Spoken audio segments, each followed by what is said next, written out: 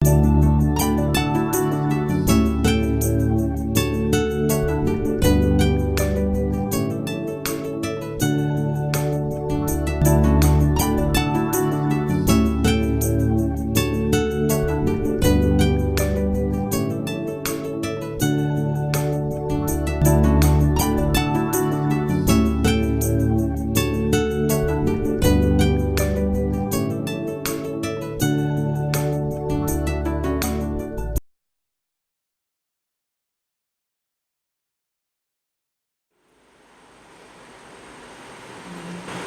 ന്യായവിധി എന്ന വിഷയം തുടർച്ചയായി ചിന്തിക്കുവാൻ ഞാൻ ആഗ്രഹിച്ചതാണ്. മരണാനന്തര ജീവിതത്തെ കുറിച്ചുള്ളതായ വിഷയത്തിന് ശേഷം.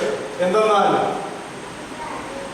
മരണം എന്ന വിഷയത്തെ കുറിച്ച് നമ്മൾ ചിന്തിച്ചപ്പോൾ അതിന്റെ താക്കോൽ വാക്യം എബ്രായ ലേഖനം 9:27 ആയിരുന്നല്ലോ.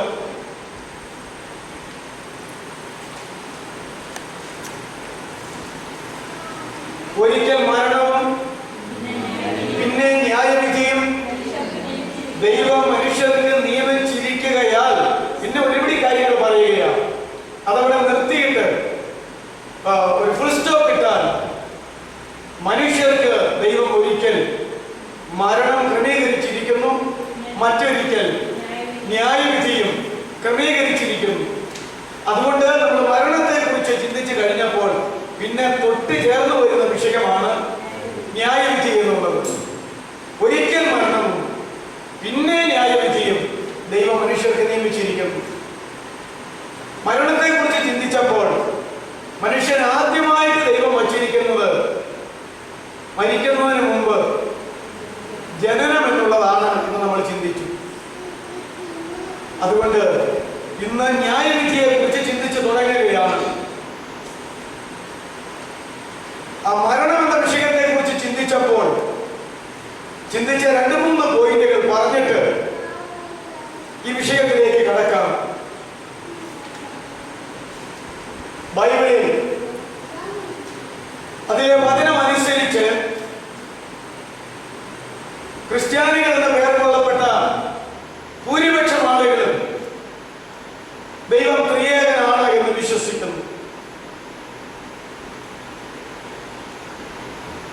ഞാൻ ഈ കഴിഞ്ഞ ദിവസം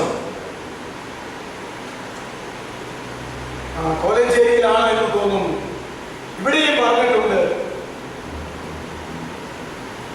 ദൈവം സ്നേഹമാണ്. ദൈവം സ്നേഹം തന്നെ.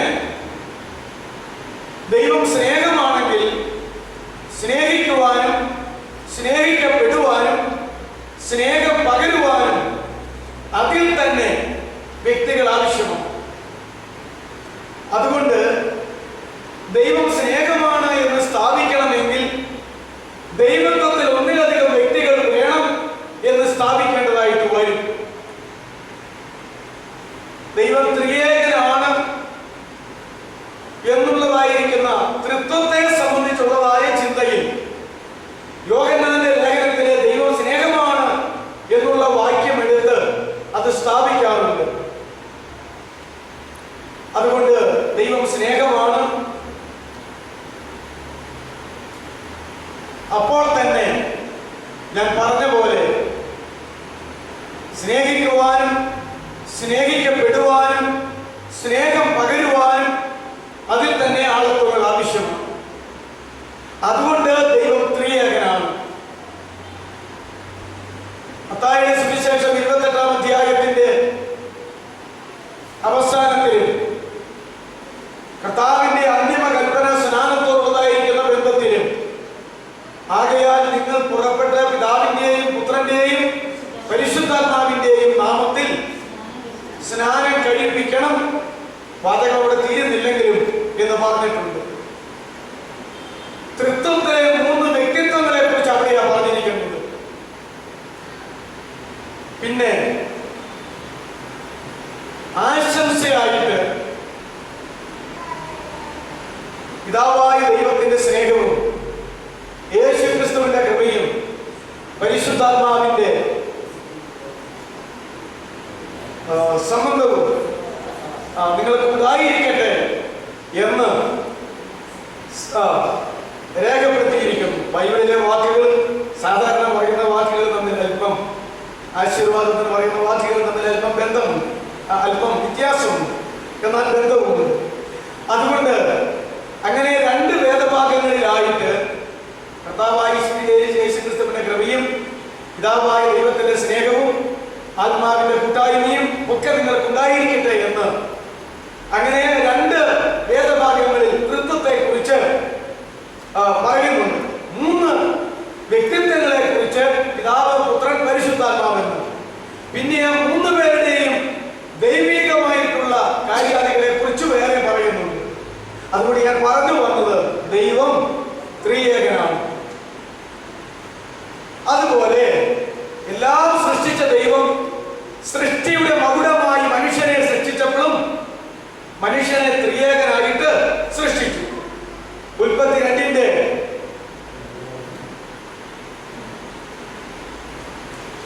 യഹോവയായ ദൈവം നിലത്തെ പൊടി കൊണ്ട് മനുഷ്യനെ നിർമ്മിച്ചിട്ട് അവന്റെ മൂക്കിൽ ജീവശ്വാസം ഊതി മനുഷ്യൻ ജീവനുള്ള ലേഖിയായി തീർന്നു. ഉൽപ്പത്തിയിലും സക്കറിയ 12 1-2 വേദഭാഗത്ത് മനുഷ്യന്റെ ആത്മാവിനെ അവന്റെ ഉള്ളത്തിൽ നിർമ്മിച്ച ദൈവമെന്നും തെസ്സലോനിക്ക ലേഖനം 5:23 നിങ്ങളുടെ ദേഹം ദേഹി ആത്മാവ് കർത്താവിന്റെ നാളുകളിൽ സമ്പൂർണമായി ശുദ്ധീകരിക്കപ്പെട്ടിരിക്കട്ടെ എന്നും ഇങ്ങനെ മൂന്ന് വേദഭാഗങ്ങളിലായി മനുഷ്യൻ ജീവനുള്ള ദേഹി, പിന്നെ അവൻ ആത്മാവുണ്ട്, അവസാനം ദേഹം ദേഹി ആത്മാവെന്ന ത്രിവിധ ഘടകങ്ങളുണ്ട് എന്നിങ്ങനെ രേഖപ്പെടുത്തിയിരിക്കുന്നു. അതുകൊണ്ട് മനുഷ്യനും ത്രിയേകനാണ്. അതുകൊണ്ട് ത്രിയേകനായ ദൈവം മനുഷ്യനെ ത്രിയേകനായി സൃഷ്ടിച്ചപ്പോൾ ഒരു മനുഷ്യൻ, ഓരോ മനുഷ്യന്റെയും ജീവിതത്തിൽ ത്രിവിധ ഘടകങ്ങൾ വേണമെന്ന് ദൈവം നിശ്ചയിച്ചു. അതാ ഞാൻ പറഞ്ഞു വരുന്നത്, ഞാൻ അന്ന് പറഞ്ഞതാണ്. ആ ത്രിവിധ ഘടകങ്ങളാണ്: 1 മനുഷ്യന്റെ ജനനം, 2 മനുഷ്യന്റെ മരണം, 3 മനുഷ്യന്റെ ന്യായവിധി. 1 മനുഷ്യന്റെ ജനനം, 2 മനുഷ്യന്റെ മരണം, 3 മനുഷ്യന്റെ ന്യായവിധി. മനുഷ്യന്റെ ജനനത്തെ കുറിച്ച് അപ്പോസ്തല പ്രവൃത്തിയിൽ പറഞ്ഞിട്ടുണ്ട്. അവൻ ഭൂലോകത്തിൽ എങ്ങും കുടിയിരിപ്പാൻ ഒരുത്തനിൽ നിന്ന് മനുഷ്യജാതിയെ ഒക്കെയും സൃഷ്ടിച്ചു. ഭൂലോകത്തിൽ എങ്ങും കുടിയിരിപ്പാൻ മനുഷ്യജാതിയെ ഒരുത്തനിൽ നിന്ന് സൃഷ്ടിച്ചിട്ട് അവനിൽ നിന്ന് ജനിച്ച് ജനിച്ച് ജനിച്ച് ജനിച്ച് വളർന്ന് വളർന്ന് ഭൂലോകമൊക്കെയും മനുഷ്യൻ കുടിയിരിക്കത്തക്കവണ്ണമുള്ള ഒരു ജനന പ്രക്രിയ മനുഷ്യനിൽ ദൈവം സ്ഥാപിച്ചു. മനുഷ്യന് വേണ്ടി ദൈവം സ്ഥാപിച്ചു എന്ന് നമുക്ക് കാണുവാനായിട്ട് കഴിയും. മണ്ണുകൊണ്ട് നിർമ്മിച്ച ദൈവം ഊതി ദേഹത്തേക്ക് ആത്മാവുള്ള വ്യക്തിയാക്കി ആദാമിനെ മാത്രമാണ് സൃഷ്ടിച്ചത്. ഹവ്വ എന്ന് പറയുന്ന ആദ്യത്തെ സ്ത്രീയെ ആദാമിൽ നിന്ന് സൃഷ്ടിച്ചു. ആദാമിനെ ഗാഢനിദ്ര വരുത്തിയിട്ട് വാരികയിലെടുത്ത് അവളെ സൃഷ്ടിച്ചു. എന്നിട്ട് അവളെ ആദാമിന്റെ മുമ്പിൽ കൊണ്ടുവന്നപ്പോൾ ആദാം പറയുകയാണ്, എന്റെ അസ്ഥിയിൽ നിന്ന് അസ്ഥിയും എന്റെ മാംസത്തിൽ നിന്ന് മാംസവുമാകുന്നു ഇവൾ. ഇവളെ നരനിൽ നിന്ന് എടുത്തിരിക്കുകയാൽ ഇവൾക്ക് നാരി എന്ന് പേരാകും. അതെങ്ങനെ ആദാം അറിഞ്ഞു? വാരികയിൽ എടുത്തു, സ്ത്രീയെ നിർമ്മിച്ചു. പിന്നെ പറയുക അസ്ഥിയിൽ നിന്ന് അസ്ഥി, മാംസത്തിൽ നിന്ന് മാംസം, ഇനി കുറെ കൂടി ആധുനികമായി പറഞ്ഞാൽ ഞരമ്പിൽ നിന്ന് ഞരമ്പ്. അങ്ങനെ ദൈവമാണ് ആദാമിൽ നിന്ന് ഹവ്വയെ സൃഷ്ടിച്ച് അവന്റെ ഭാര്യയാക്കി തീർത്ത് അവന്റെ മുമ്പിൽ കൊണ്ടുവന്നപ്പോൾ ആദമിൽ നിന്ന്, ആദമിൽ അന്തർലീനമായിരുന്ന, ഉൾക്കൊണ്ടിരുന്ന, സൃഷ്ടിയിൽ ചേർത്ത് വെച്ചിരുന്ന, അദൃശ്യമായി മറയ്ക്കപ്പെട്ടിരുന്ന സ്ത്രീയെ ദൈവം തമ്പുരാൻ ഒരു പ്രത്യേക സന്ദർഭത്തിൽ പുറത്തു കൊണ്ടുവന്ന് ഇപ്രകാരം അസ്ഥിയിൽ ഞരമ്പും ഞരമ്പിൽ മാംസവും എല്ലാം വച്ച് പിടിപ്പിച്ച് സൗന്ദര്യവതിയായ വിവരയുക്തയായ ഒരു സ്ത്രീയാക്കി തീർത്തു കൊടുത്തു. അങ്ങനെ ഒരു സ്ത്രീയെ മാത്രമേ നിർമ്മിച്ചിട്ടുള്ളൂ. പിന്നെ അവരിൽ നിന്ന് കായീൻ മുതൽ ഹാബേൽ മുതൽ ശേത്ത് മുതൽ ഇങ്ങനെ മനുഷ്യവർഗം ജനിച്ച് ജനിച്ച് ജനന പ്രക്രിയ അന്ന് മുതൽ ഇന്ന് വരെയും അങ്ങനെ ജനിച്ചുകൊണ്ടിരിക്കുന്നു. അതുകൊണ്ട് ഒരു മനുഷ്യന്റെ ജീവിതത്തിൽ മണ്ണുകൊണ്ടുള്ള സൃഷ്ടിയായിട്ടും ഒരു സ്ത്രീയുടെ ജീവിതത്തിൽ ആദാമിൽ നിന്ന് അവളെ സൃഷ്ടിച്ചും എടുത്തതിന് ശേഷം പിന്നെ അവരിൽ നിന്ന് ഇന്നുവരെയും ഇനി മനുഷ്യവർഗം ലോകത്തിലുള്ളത് വരെയും ഇപ്രകാരം ജനനം വെച്ചിരിക്കുന്നു. അതുകൊണ്ടാണ് പറയുന്നത്, അവൻ ഓരോരുത്തരിൽ നിന്ന് ഭൂലോകമൊക്കെയും കുടിയിരിപ്പാൻ തക്കവണ്ണം മാനവജാതിയെ എല്ലാം നിർമ്മിച്ചു, സൃഷ്ടിച്ചു എന്ന് പറയുന്നു. പിന്നീട് നമ്മൾ വായിച്ച വാക്യത്തിലേക്ക് വരാം. എബ്രായ ലേഖനം 9:7. ഒരിക്കൽ മരണവും പിന്നെ ന്യായവിധിയും ദൈവ മനുഷ്യർക്ക് നിയമിച്ചു. അതുകൊണ്ട് ഞാൻ പറഞ്ഞു വന്നത്, മനുഷ്യന്റെ ദൈവം നിയമിച്ചിരിക്കുന്ന 3 വിഷയങ്ങൾ. ആദ്യത്തേത് ജനനം, രണ്ടാമത്തേത് മരണം, മൂന്നാമത്തേത് ന്യായവിധി. നമ്മളിപ്പോൾ ചിന്തിക്കാൻ പോകുന്നത് എബ്രായർ 9:27 അടിസ്ഥാനത്തിൽ ദൈവം മനുഷ്യന് വച്ചിരിക്കുന്ന ന്യായവിധി എന്നുള്ളതായിരിക്കുന്ന വേദവിഷയത്തെ കുറിച്ചാണ്.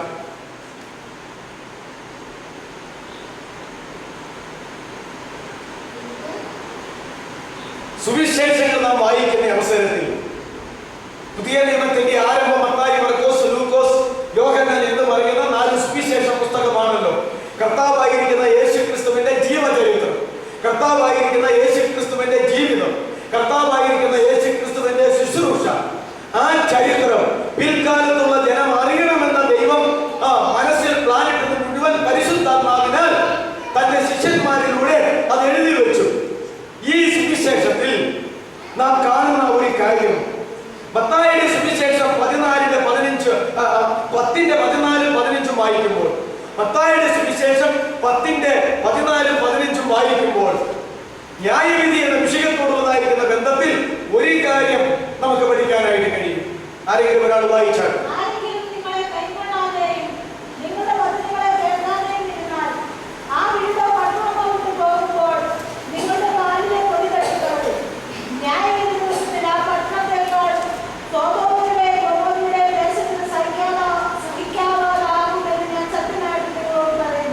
പന്തിരി വരെ തിരഞ്ഞെടുത്ത് ദൗത്യ നിർവഹണം കൊടുത്ത് അത് നിർവഹിക്കാനായിട്ട് പരിശുദ്ധാത്മാവിന്റെ ശക്തിയും അധികാരവും കൊടുത്ത് ദൈവരാജ്യം ഉദ്ഘോഷിച്ചോ, പോകുന്ന വഴിയിൽ മരിച്ചവരെ ഉയർപ്പിച്ചോ, കുഷ്ഠരോഗികളെ ശുദ്ധരാക്കിക്കോ, രോഗികളെ സുഖപ്പെടുത്തിക്കൊള്ളുക എന്നിങ്ങനെയൊക്കെ പറഞ്ഞ് എല്ലാ കൃപാവര ശുശ്രൂഷകളും അധികാരങ്ങളും കൊടുത്തു വിടുന്നതിനുള്ളതായിരിക്കുന്ന ബന്ധത്തിൽ അതിന്റെ അവസാനം പറയുന്ന ഒരു കാര്യമാണ്, ഏതെങ്കിലും വ്യക്തിയോ ഏതെങ്കിലും വീടോ ഏതെങ്കിലും പട്ടണമോ നിങ്ങളുടെ വാക്ക് കേൾക്കാതിരുന്നാൽ, നിങ്ങൾ അവിടെ വിട്ട് കടന്നു പോകുമ്പോൾ നിങ്ങളുടെ കാലിലെ പൊടി അവിടെ തട്ടിയിട്ട് കുടഞ്ഞിട്ടിട്ട് തൂത്തിട്ടിട്ട് പോയിക്കൊള്ളുക.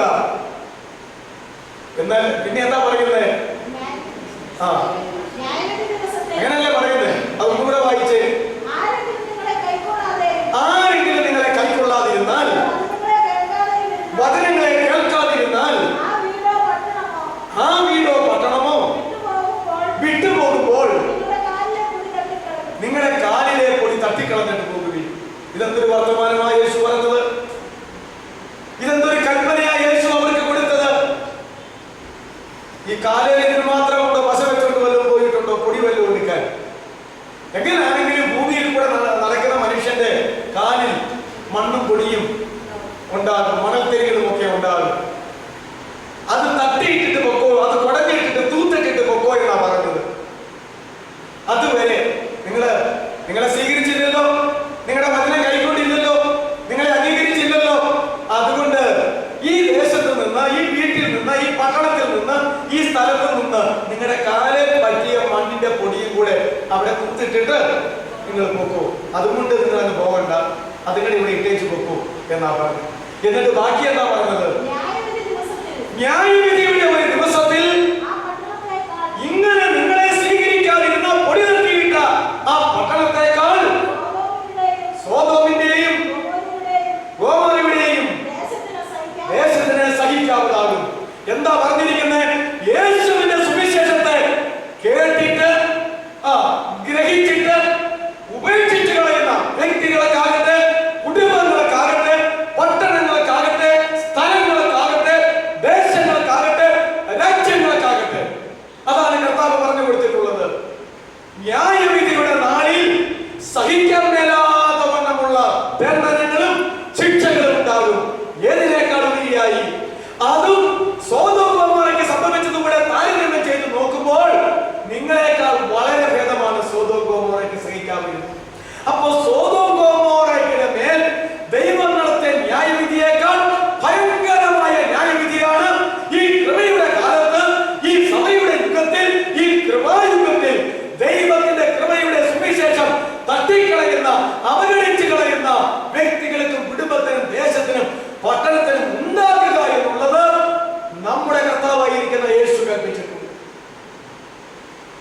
ഇതിന്റെ ഒരു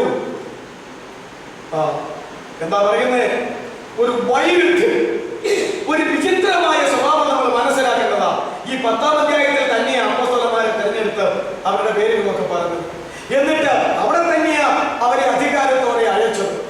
തന്റെ കൂടെ ആയിരുന്ന 3.5 കൊല്ലം അയച്ചത് കൃപാവര ശുശ്രൂഷകൾ മുഴുവൻ ചെയ്യാൻ ഉള്ള അധികാരത്തോടെയാണ്. ഭൂതശാന്തി, രോഗശാന്തി, മരിച്ചവരുടെ ഉദ്ധാരണം എല്ലാം ചെയ്യാനായിട്ടുള്ള അധികാരത്തോടെ അയച്ചത്. എന്നിട്ട് കർത്താവ് പറഞ്ഞ് അവസാനിപ്പിക്കുമ്പോൾ, നിങ്ങൾ ഇങ്ങനെയൊക്കെ പോയാലും 2 വിധ അനുഭവം ഉണ്ടാകും. ആളുകൾ കേട്ടെന്നും കേട്ടില്ലെന്നും ഇരിക്കും, അംഗീകരിച്ചെന്നും അംഗീകരിച്ചില്ലെന്നും ഇരിക്കും, മാനസാന്തരപ്പെട്ടെന്നും പെട്ടില്ലെന്നും ഇരിക്കും. അതുകൊണ്ട് ആ മാനസാന്തരപ്പെടാതിരിക്കുന്നവരുടെ അവിടുത്തെ ഇങ്ങനെ ചെയ്തേച്ച് പൊക്കോണം എന്നാ പറഞ്ഞത്. ഇങ്ങനെ ചെയ്തേച്ച് പൊക്കോണം എന്നാ പറഞ്ഞത്.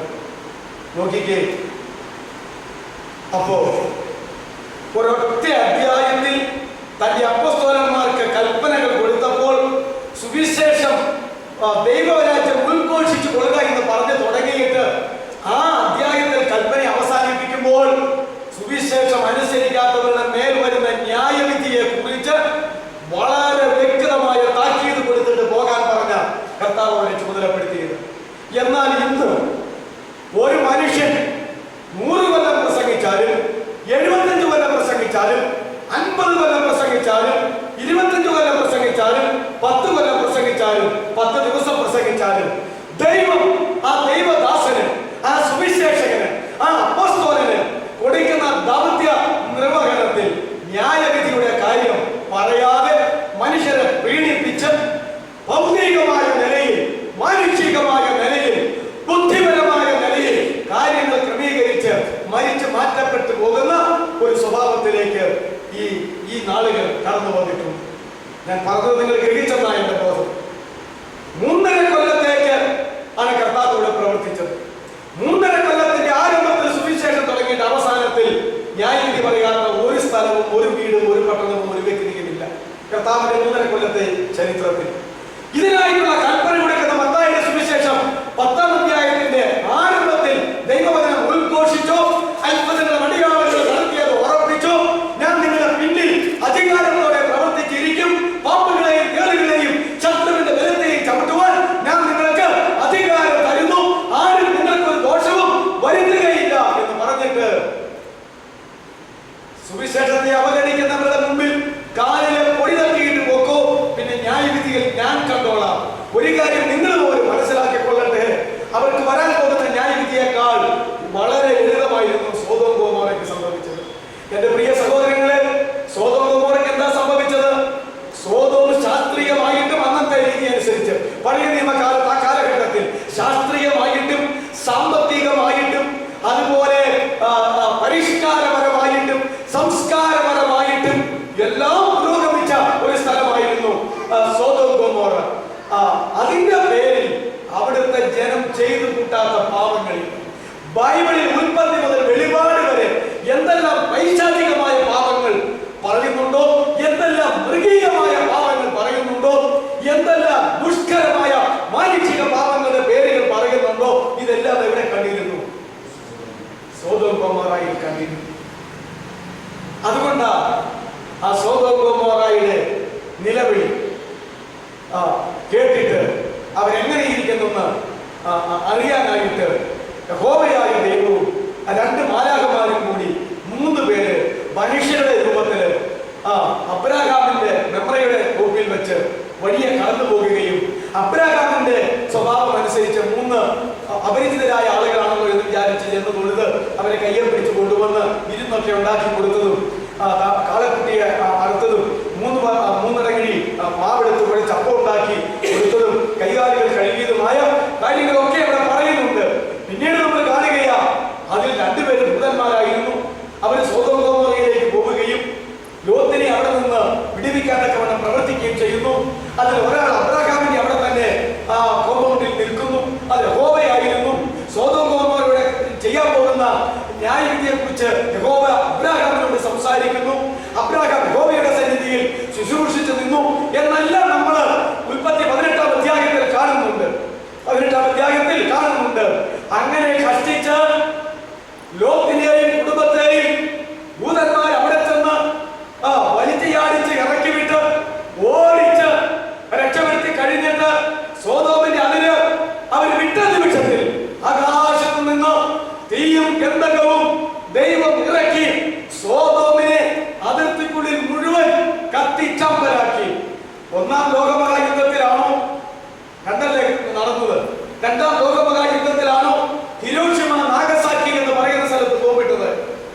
ഞാൻ ചരിത്രം മറന്നുപോയി. ഒന്നാം ലോക മഹായുദ്ധത്തിലാണോ രണ്ടാം ലോക മഹായുദ്ധത്തിൽ ഹിരോഷിമ നാഗസാക്കി എന്ന് പറയുന്ന സ്ഥലത്ത് ബോംബിട്ട് അതിനെ കത്തിച്ചാമ്പലാക്കി. ആ ഹിരോഷിമ നാഗസാക്കി എന്ന് പറയുന്ന സ്ഥലത്ത് ശാസ്ത്രജ്ഞന്മാര് മണ്ണ് പരിശോധിക്കുകയും അതുപോലെ തന്നെ സോദോം ഗൊമോറയിൽ ചെന്ന് സോദോം ഗൊമോറ എന്തായിട്ട് കിടക്കുന്നു നമ്മൾ പഠിച്ചിരിക്കുന്നത് ചാവുകടൽ, അതല്ലേ ഡെഡ് സീ എന്ന് പറയുന്നത്. ചാവുകടൽ അവിടുത്തെ മണ്ണും പരിശോധിച്ചപ്പോൾ രണ്ടും ഒരുപോലെ ഇരിക്കും. അർത്ഥാൽ ഇവിടുത്തെ ലോകരാഷ്ട്രങ്ങൾ ബോംബിട്ട് കത്തിച്ചാമ്പലാക്കി കളഞ്ഞ ഹിരോഷിമ നാഗസാക്കിയും ദൈവം ആകാശത്തിൽ നിന്ന് തീഗന്ധവും ഇറക്കി ആ പഴയ നിയമകാലത്ത് കത്തിച്ച് ചാമ്പലാക്കി രൂപാന്തരപ്പെടുത്തിയ സോദോം ഗൊമോറയും ഒരേ അവസ്ഥയിലായിരിക്കുന്നു. മനുഷ്യൻ ബോംബുണ്ടാക്കുന്നതിന് പഴയവരാണ് കയ്യിൽ എന്തോ ഒരു ബോംബുണ്ടായിരുന്നു. ഒന്ന് കൽപ്പിച്ചേ ഉള്ളൂ, സോദോം ഗൊമോറ നശിക്കട്ടെ, ആകാശത്ത് നിന്ന് തീയും ഗന്ധവും കൊണ്ട് പരീക്ഷിച്ചെന്നാണ്. അത് തന്നെയായിരുന്നു അനുഭവം എന്ന് ശാസ്ത്രം തെളിയിച്ചിട്ടുണ്ട്.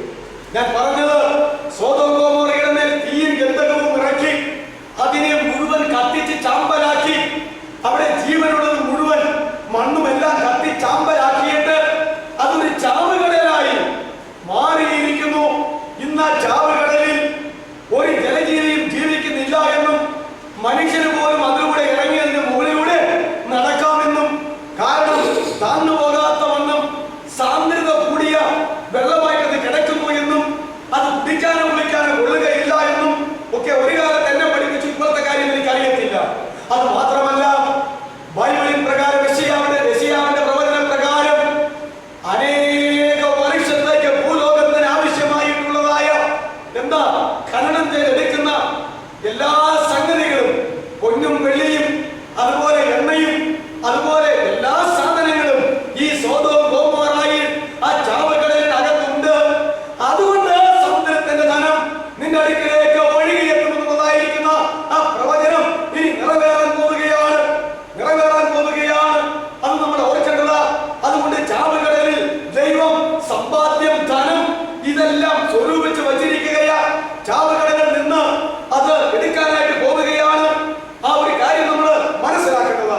ഞാൻ ഈ പറഞ്ഞു വന്നത് സോദോം ഗൊമോറയുടെ മേൽ പാപത്തിന്റെ പേരിൽ ദൈവം ആ മനോഹരങ്ങളായ പട്ടണങ്ങളെ നശിപ്പിച്ച് കളഞ്ഞു എങ്കിൽ പെന്തക്കോസ്ത് മുതൽ യേശുവിന്റെ മധ്യാകാശ കാലം വരെയും ഈ ലോകത്തിൽ മുടങ്ങിക്കിടക്കുന്ന ജീവനുള്ള ദൈവത്തിന്റെ കൃപയുടെ സുവിശേഷത്തെ തട്ടിക്കളയുന്നവരുടെ മേൽ വരാൻ പോകുന്ന ന്യായവിധിയെ കുറിച്ച് ഞാൻ നിങ്ങളുമല്ല കർത്താവായിരിക്കുന്ന യേശു തന്റെ തിരുവായി കൊണ്ട് അരുളി ചെയ്തു എങ്കിൽ ഇത് തമ്മിൽ താരതമ്യം ചെയ്യുമ്പോൾ സോദോം ഗൊമോറയ്ക്ക് ഇതിനേക്കാൾ സഹിക്കാൻ സാധ്യതയുണ്ട് എന്ന് പറയുകയാണ്. അത്ര ഭയാനകമായ ന്യായവിധി ആയിരിക്കും സുവിശേഷം കേട്ട് വിട്ടുകളയുന്നവരുടെ വരുന്നത് എന്ന് കർത്താവ് തന്നെ ആ അപ്പോസ്തലന്മാരെ കൊണ്ട് പറയിച്ചിട്ടുണ്ട്. ആകയാൽ ന്യായവിധിയെ കുറിച്ചുള്ളതായിരിക്കുന്ന ബോധം നമുക്കുണ്ടാകേണ്ടത്.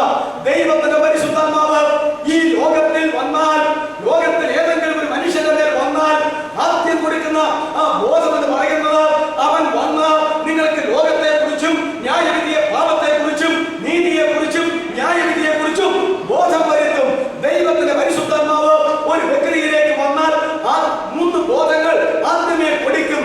പ്രിയമുള്ളവരെ, ആ കൊടുക്കുന്ന ബോധത്തിന്റെ വിഷയമാ പാപബോധം, നീതിബോധം, ന്യായവിധി ബോധം. കർത്താവായിരിക്കുന്ന യേശു അതുകൊണ്ട് മാനവജാതിയുടെ മേൽ സുവിശേഷത്തോടു കൂടെ കടന്നു വരുന്ന ദൈവത്തിന്റെ പരിശുദ്ധാത്മാവ് രക്ഷിക്കപ്പെട്ട് സ്വർഗ്ഗരാജ്യത്തിലേക്ക് പോകാനുള്ളവർക്കായി 3 ബോധങ്ങളെ കൊടുക്കും. ഒന്ന് പാപബോധം, മനുഷ്യൻ പാപിയാകുന്നു എന്നുള്ള ബോധം. അതുപോലെ തന്നെ നീതിബോധം, നീതിമാനായി ജീവിക്കേണ്ടതാകുന്നു എന്നുള്ള ബോധം. അതുപോലെ തന്നെ ഒരു ന്യായവിധി ഉണ്ട് എന്നുള്ളതായിരിക്കുന്ന ഒരു ബോധം. അതുകൊണ്ട് പാപബോധം, നീതിബോധം, ന്യായവിധി ബോധമാണ് ലോകത്തിൽ ഒരു മനുഷ്യന്റെ അടുക്കിലേക്ക് പരിശുദ്ധാത്മാവ് വന്നാൽ അവന് കൊടുക്കുന്ന ബോധം. ഇപ്രകാരമുള്ള പാപബോധവും നീതിബോധവും ന്യായവിധി ബോധവും ലഭിച്ചിട്ട് നമുക്ക് മനസാന്തരപ്പെടുവാൻ, രക്ഷിക്കപ്പെടുവാൻ, വീണ്ടും ജനിക്കുവാൻ, ദൈവമക്കളാക്കുവാൻ ഇടയായത്. പിന്നീട് പരിശുദ്ധാത്മാവ് അവരവർക്ക് ആവശ്യമായിട്ടുള്ള കൃപകള്, ശക്തികള്, അനുഗ്രഹങ്ങള്, കൃപാവരങ്ങളെല്ലാം പിന്നീട് കൊടുത്തുകൊണ്ടിരിക്കും എന്ന തിരുവചനത്തിൽ രേഖപ്പെടുത്തിയിരിക്കുകയാണ്. അതുകൊണ്ട് പ്രിയമുള്ളവരെ, ന്യായവിധിയെ കുറിച്ചുള്ളതായ കർശനമായ കൽപ്പന നമ്മുടെ കർത്താവ് അരുളി ചെയ്തിട്ടുണ്ട്. പിന്നീട് കർത്താവ് ചെല്ലുമ്പോൾ അവരെ ശാസിക്കുവാൻ തുടങ്ങി.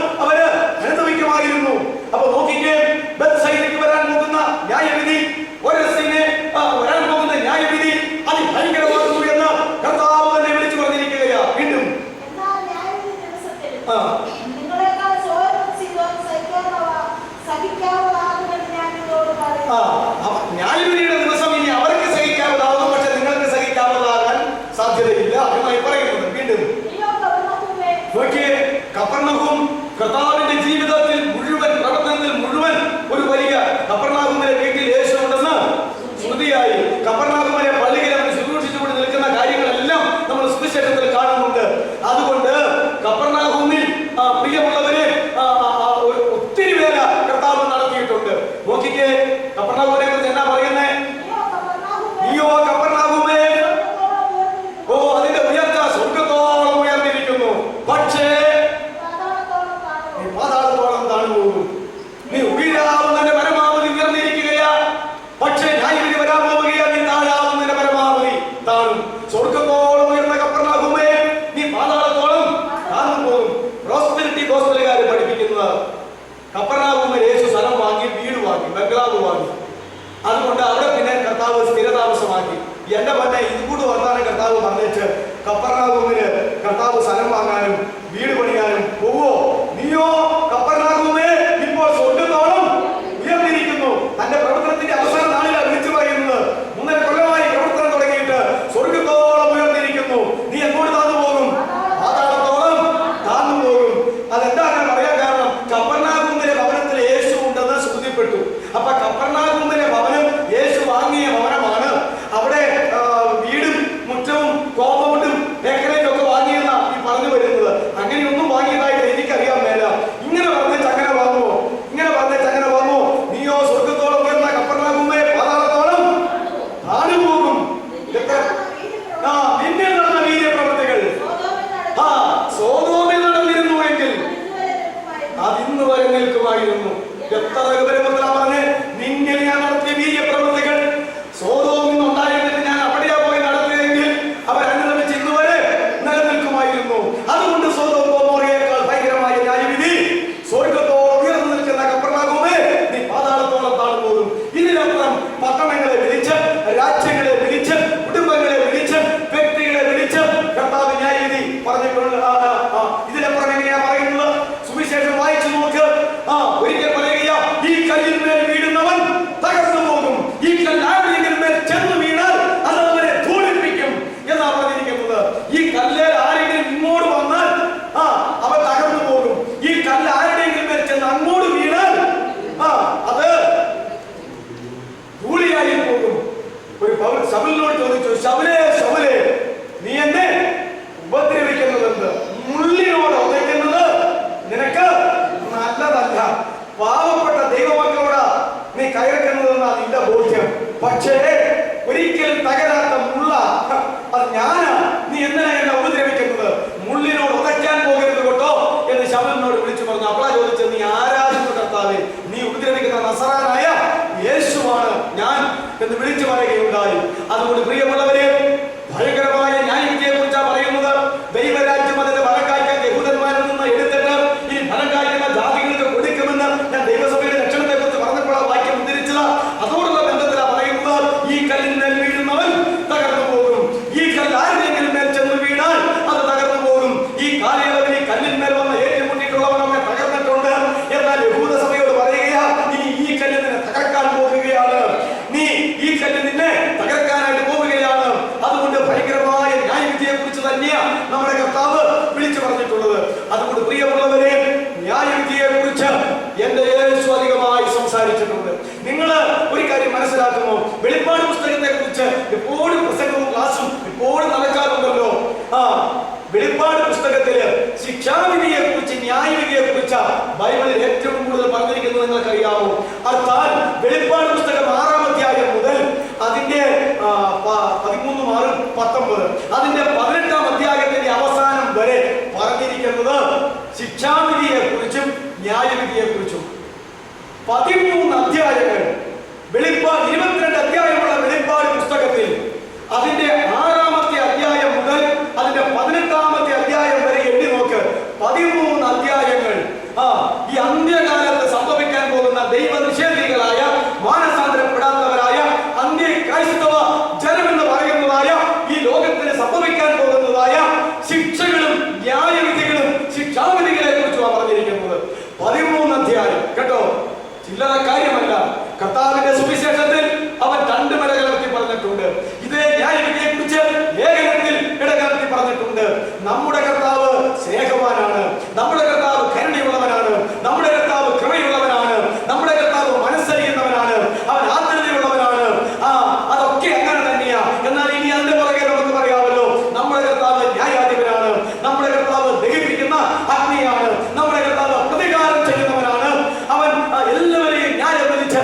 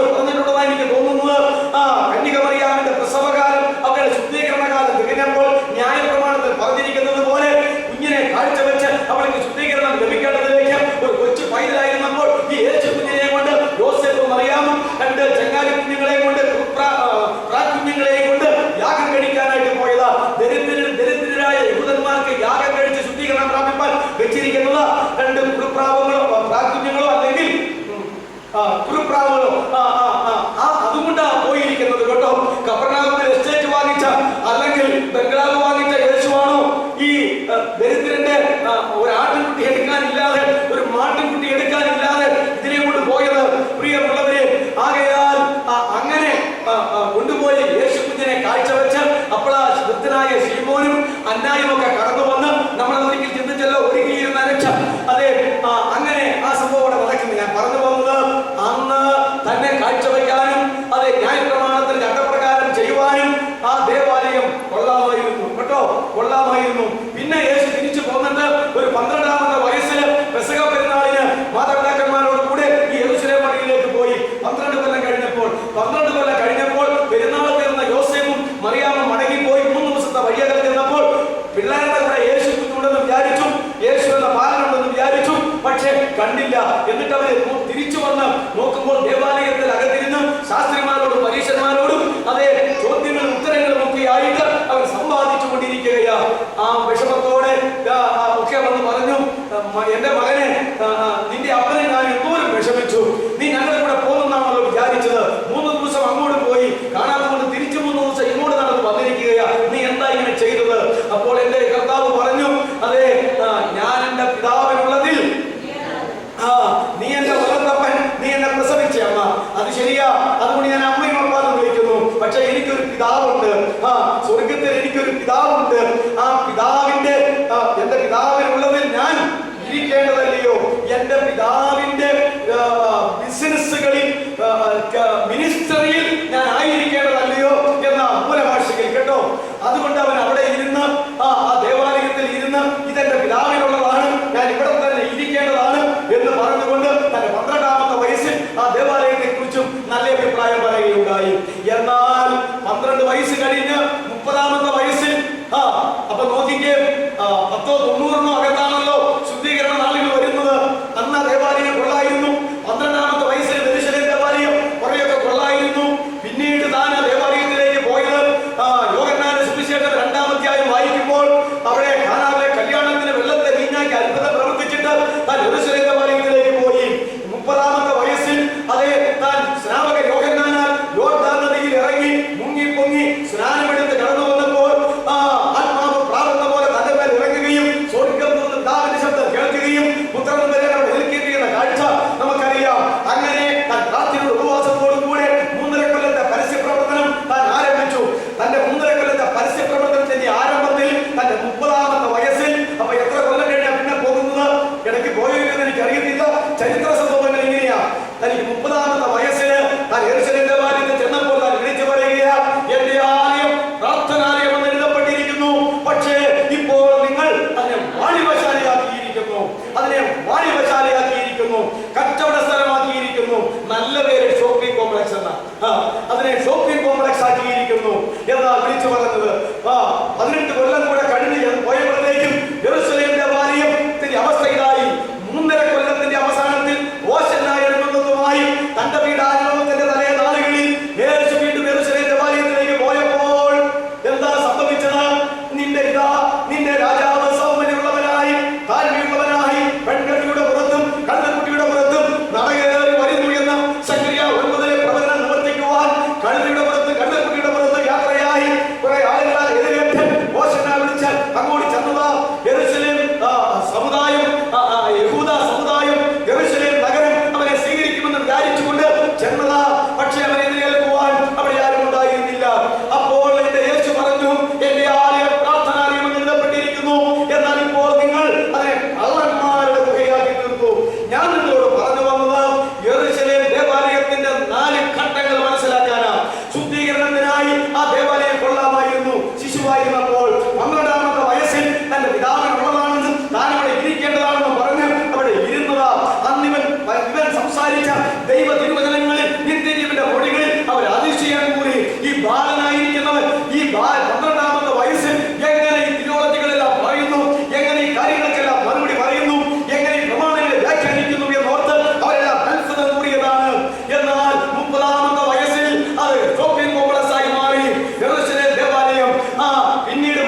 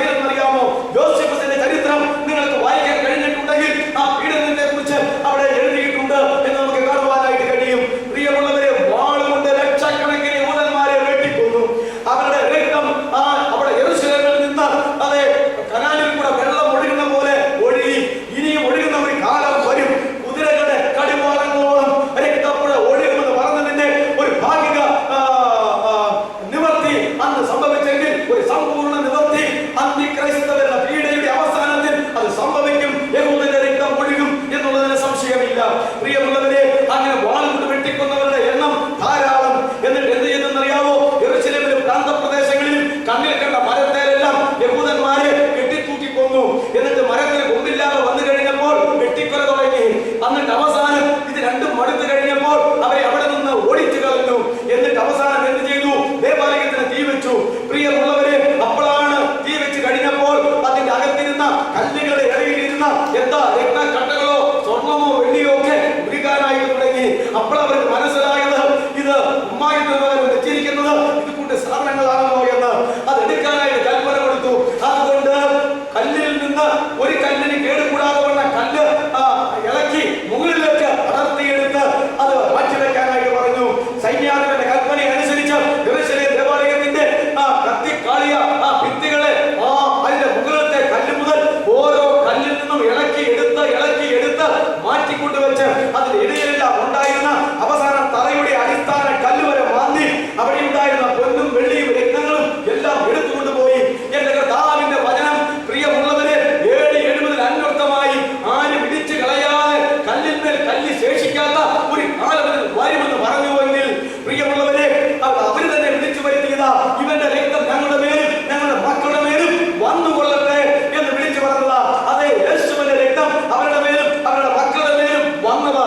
ഞാൻ ഈ പറഞ്ഞത് യഹൂദ സമുദായത്തിന്റെ ന്യായവിധി, യെരൂശലേം ദേവാലയത്തിലെ ന്യായവിധി, യെരൂശലേം പട്ടണത്തിന്റെ ന്യായവിധി, 3 ന്യായവിധികൾ ഒരുമിച്ച് എന്റെ കർത്താവ് നടത്തിയതാ.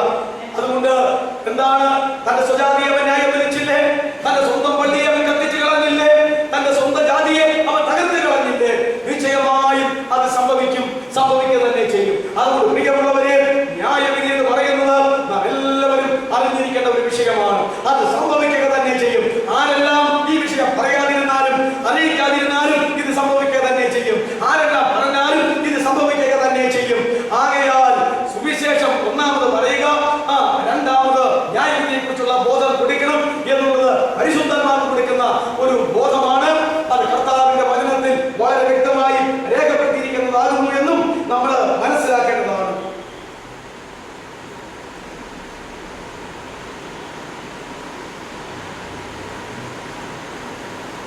വേദപുസ്തകത്തിൽ ഉൽപ്പത്തി മുതൽ വെളിപാട് വരെയുള്ള വേദഭാഗങ്ങൾ നോക്കിയാൽ 7 ന്യായവിധികളെ കുറിച്ച് വളരെ വ്യക്തമായി രേഖപ്പെടുത്തി. ബൈബിളിൽ 6 അല്ല 7, 8 ഇല്ലതാണ്. ഇത് കറക്റ്റാണ്. 7 ന്യായവിധികളാണ് ബൈബിളിൽ പറഞ്ഞിട്ടുള്ളത്. ഞാൻ ആദ്യ കാലഘട്ടങ്ങളിൽ പല സ്ഥലത്തും ഇത് പ്രസംഗിച്ചിട്ടുണ്ട്.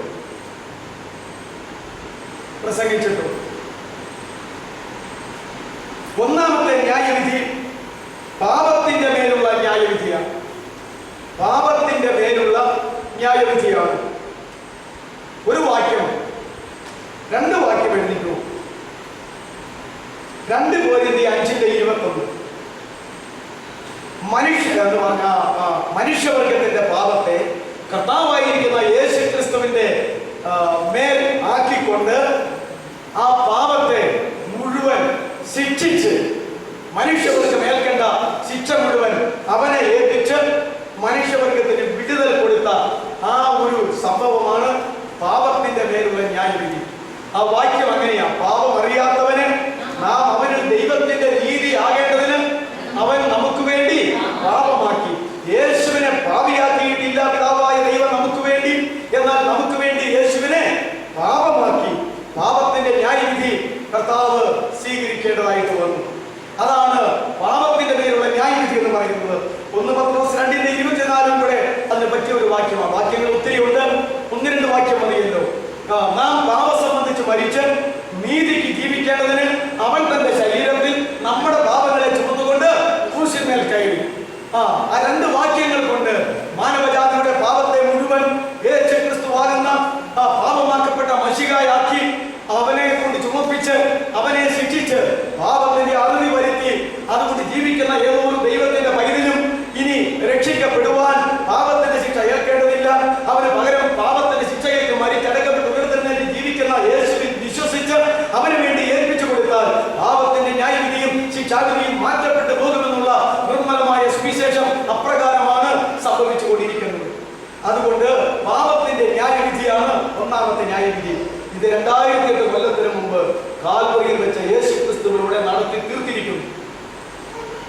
നടത്തി തീർത്തിരിക്കുന്നു. ഇനി ആരും അവരുടെ പാപത്തിന് വേണ്ടി മരിക്കേണ്ടതില്ല. ഇനി ആരും എന്തെങ്കിലും പാപം ചെയ്തതിന്റെ പേരിൽ നരകത്തിൽ പോകേണ്ടതില്ല.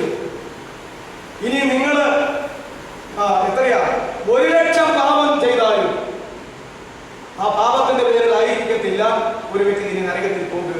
പിന്നെ എന്തിന്റെ പേരില?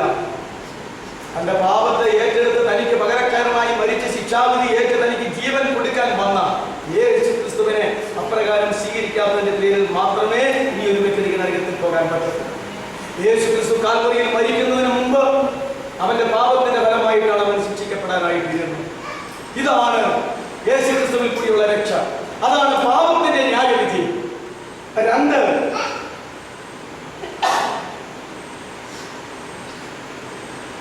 ക്രിസ്തുവിലായിരിക്കുന്ന വിശ്വാസികൾ തന്നെത്താൻ വിധിക്കുന്ന ഒരു വിധിയുണ്ട്. വിശ്വാസികൾ തന്നെത്താൻ വിധിക്കുന്ന ഒരു വിധി, അതാ 2ാമത്തെ ന്യായവിധി. അത് എപ്പോഴാണെന്ന് നമുക്കറിയാം. 1 Corinthians 13:31-32 വാക്യം. മാനസാന്തരപ്പെട്ട് ജീവിക്കുന്ന കാലഘട്ടത്തിൽ വിശ്വാസികൾ തന്നെത്താൻ വിധിക്കുന്ന ഒരു വിധി. 1 Corinthians 11:31-32 വാക്യങ്ങൾ. അപ്പം മുറിക്കൽ ശുശ്രൂഷ നടത്തി അനുഭവിക്കുമ്പോൾ, കർത്തൃമേശ നടത്തി അനുഭവിക്കുമ്പോൾ, സാമുദായിക ഭാഷയിൽ കുർബാന അനുഭവിക്കുമ്പോൾ ഓരോ വിശ്വാസിയും എന്ത് ചെയ്യേണ്ടതാണ്? തന്നെത്താൻ ശോധന ചെയ്യുകയല്ല. അയോഗ്യമായി തിന്നരുത്. തിന്നുന്നവൻ ശരീരത്തെയും രക്തത്തെയും വിവേചിച്ചു കൊള്ളണം. തന്നെത്താൻ ശോധന ചെയ്യണം. പിന്നെ അല്ലേ, തന്നെത്താൻ ശോധന ചെയ്യണം. അയോഗ്യമായി തിന്നരുത്. തിന്നുന്നവൻ ശരീരത്തെ രക്തത്തെയും വിവേചിക്കണം. 31ാമത്തെ വാക്യം ഒന്ന് വായിച്ചാട്ടെ. അതാ, നാം നമ്മെ തന്നെ വിധിച്ചാൽ ദൈവത്താൽ വിധിക്കപ്പെടുകയില്ല. നാം നമ്മെ തന്നെ വിധിക്കാതിരിക്കുകയും ദൈവം നമ്മെ വിധിക്കുകയും ചെയ്യുന്നു എങ്കിലോ നാം ലോകത്തോടുകൂടെ ശിക്ഷാവിധിയിൽ അകപ്പെടാതിരിക്കേണ്ടതിന് കർത്താവ് നമ്മെ ഭാരശിക്ഷ കഴിക്കുകയാകുന്നു. കർത്തൃമേശയുടെ വ്യാഖ്യാനങ്ങൾ അപ്പോസ്തലനായ പൗലോസ് പഠിപ്പിക്കുന്ന വേദഭാഗമാണ്. 1 Corinthians 11:23-32 വരെയുള്ള വേദഭാഗം. അതുകൊണ്ട് ആ ശുശ്രൂഷയെ സംബന്ധിപ്പാൻ, അപ്പവീതികൾ തിന്നുപിടിക്കുവാൻ, കർത്താവിന്റെ ശരീരരക്തങ്ങൾ ഭക്ഷിച്ച് പാനം ചെയ്യുവാൻ കടന്നു വരുന്ന ഏതോ ഒരു വ്യക്തിയും തന്നെത്താൻ വിധിച്ചുകൊള്ളണം.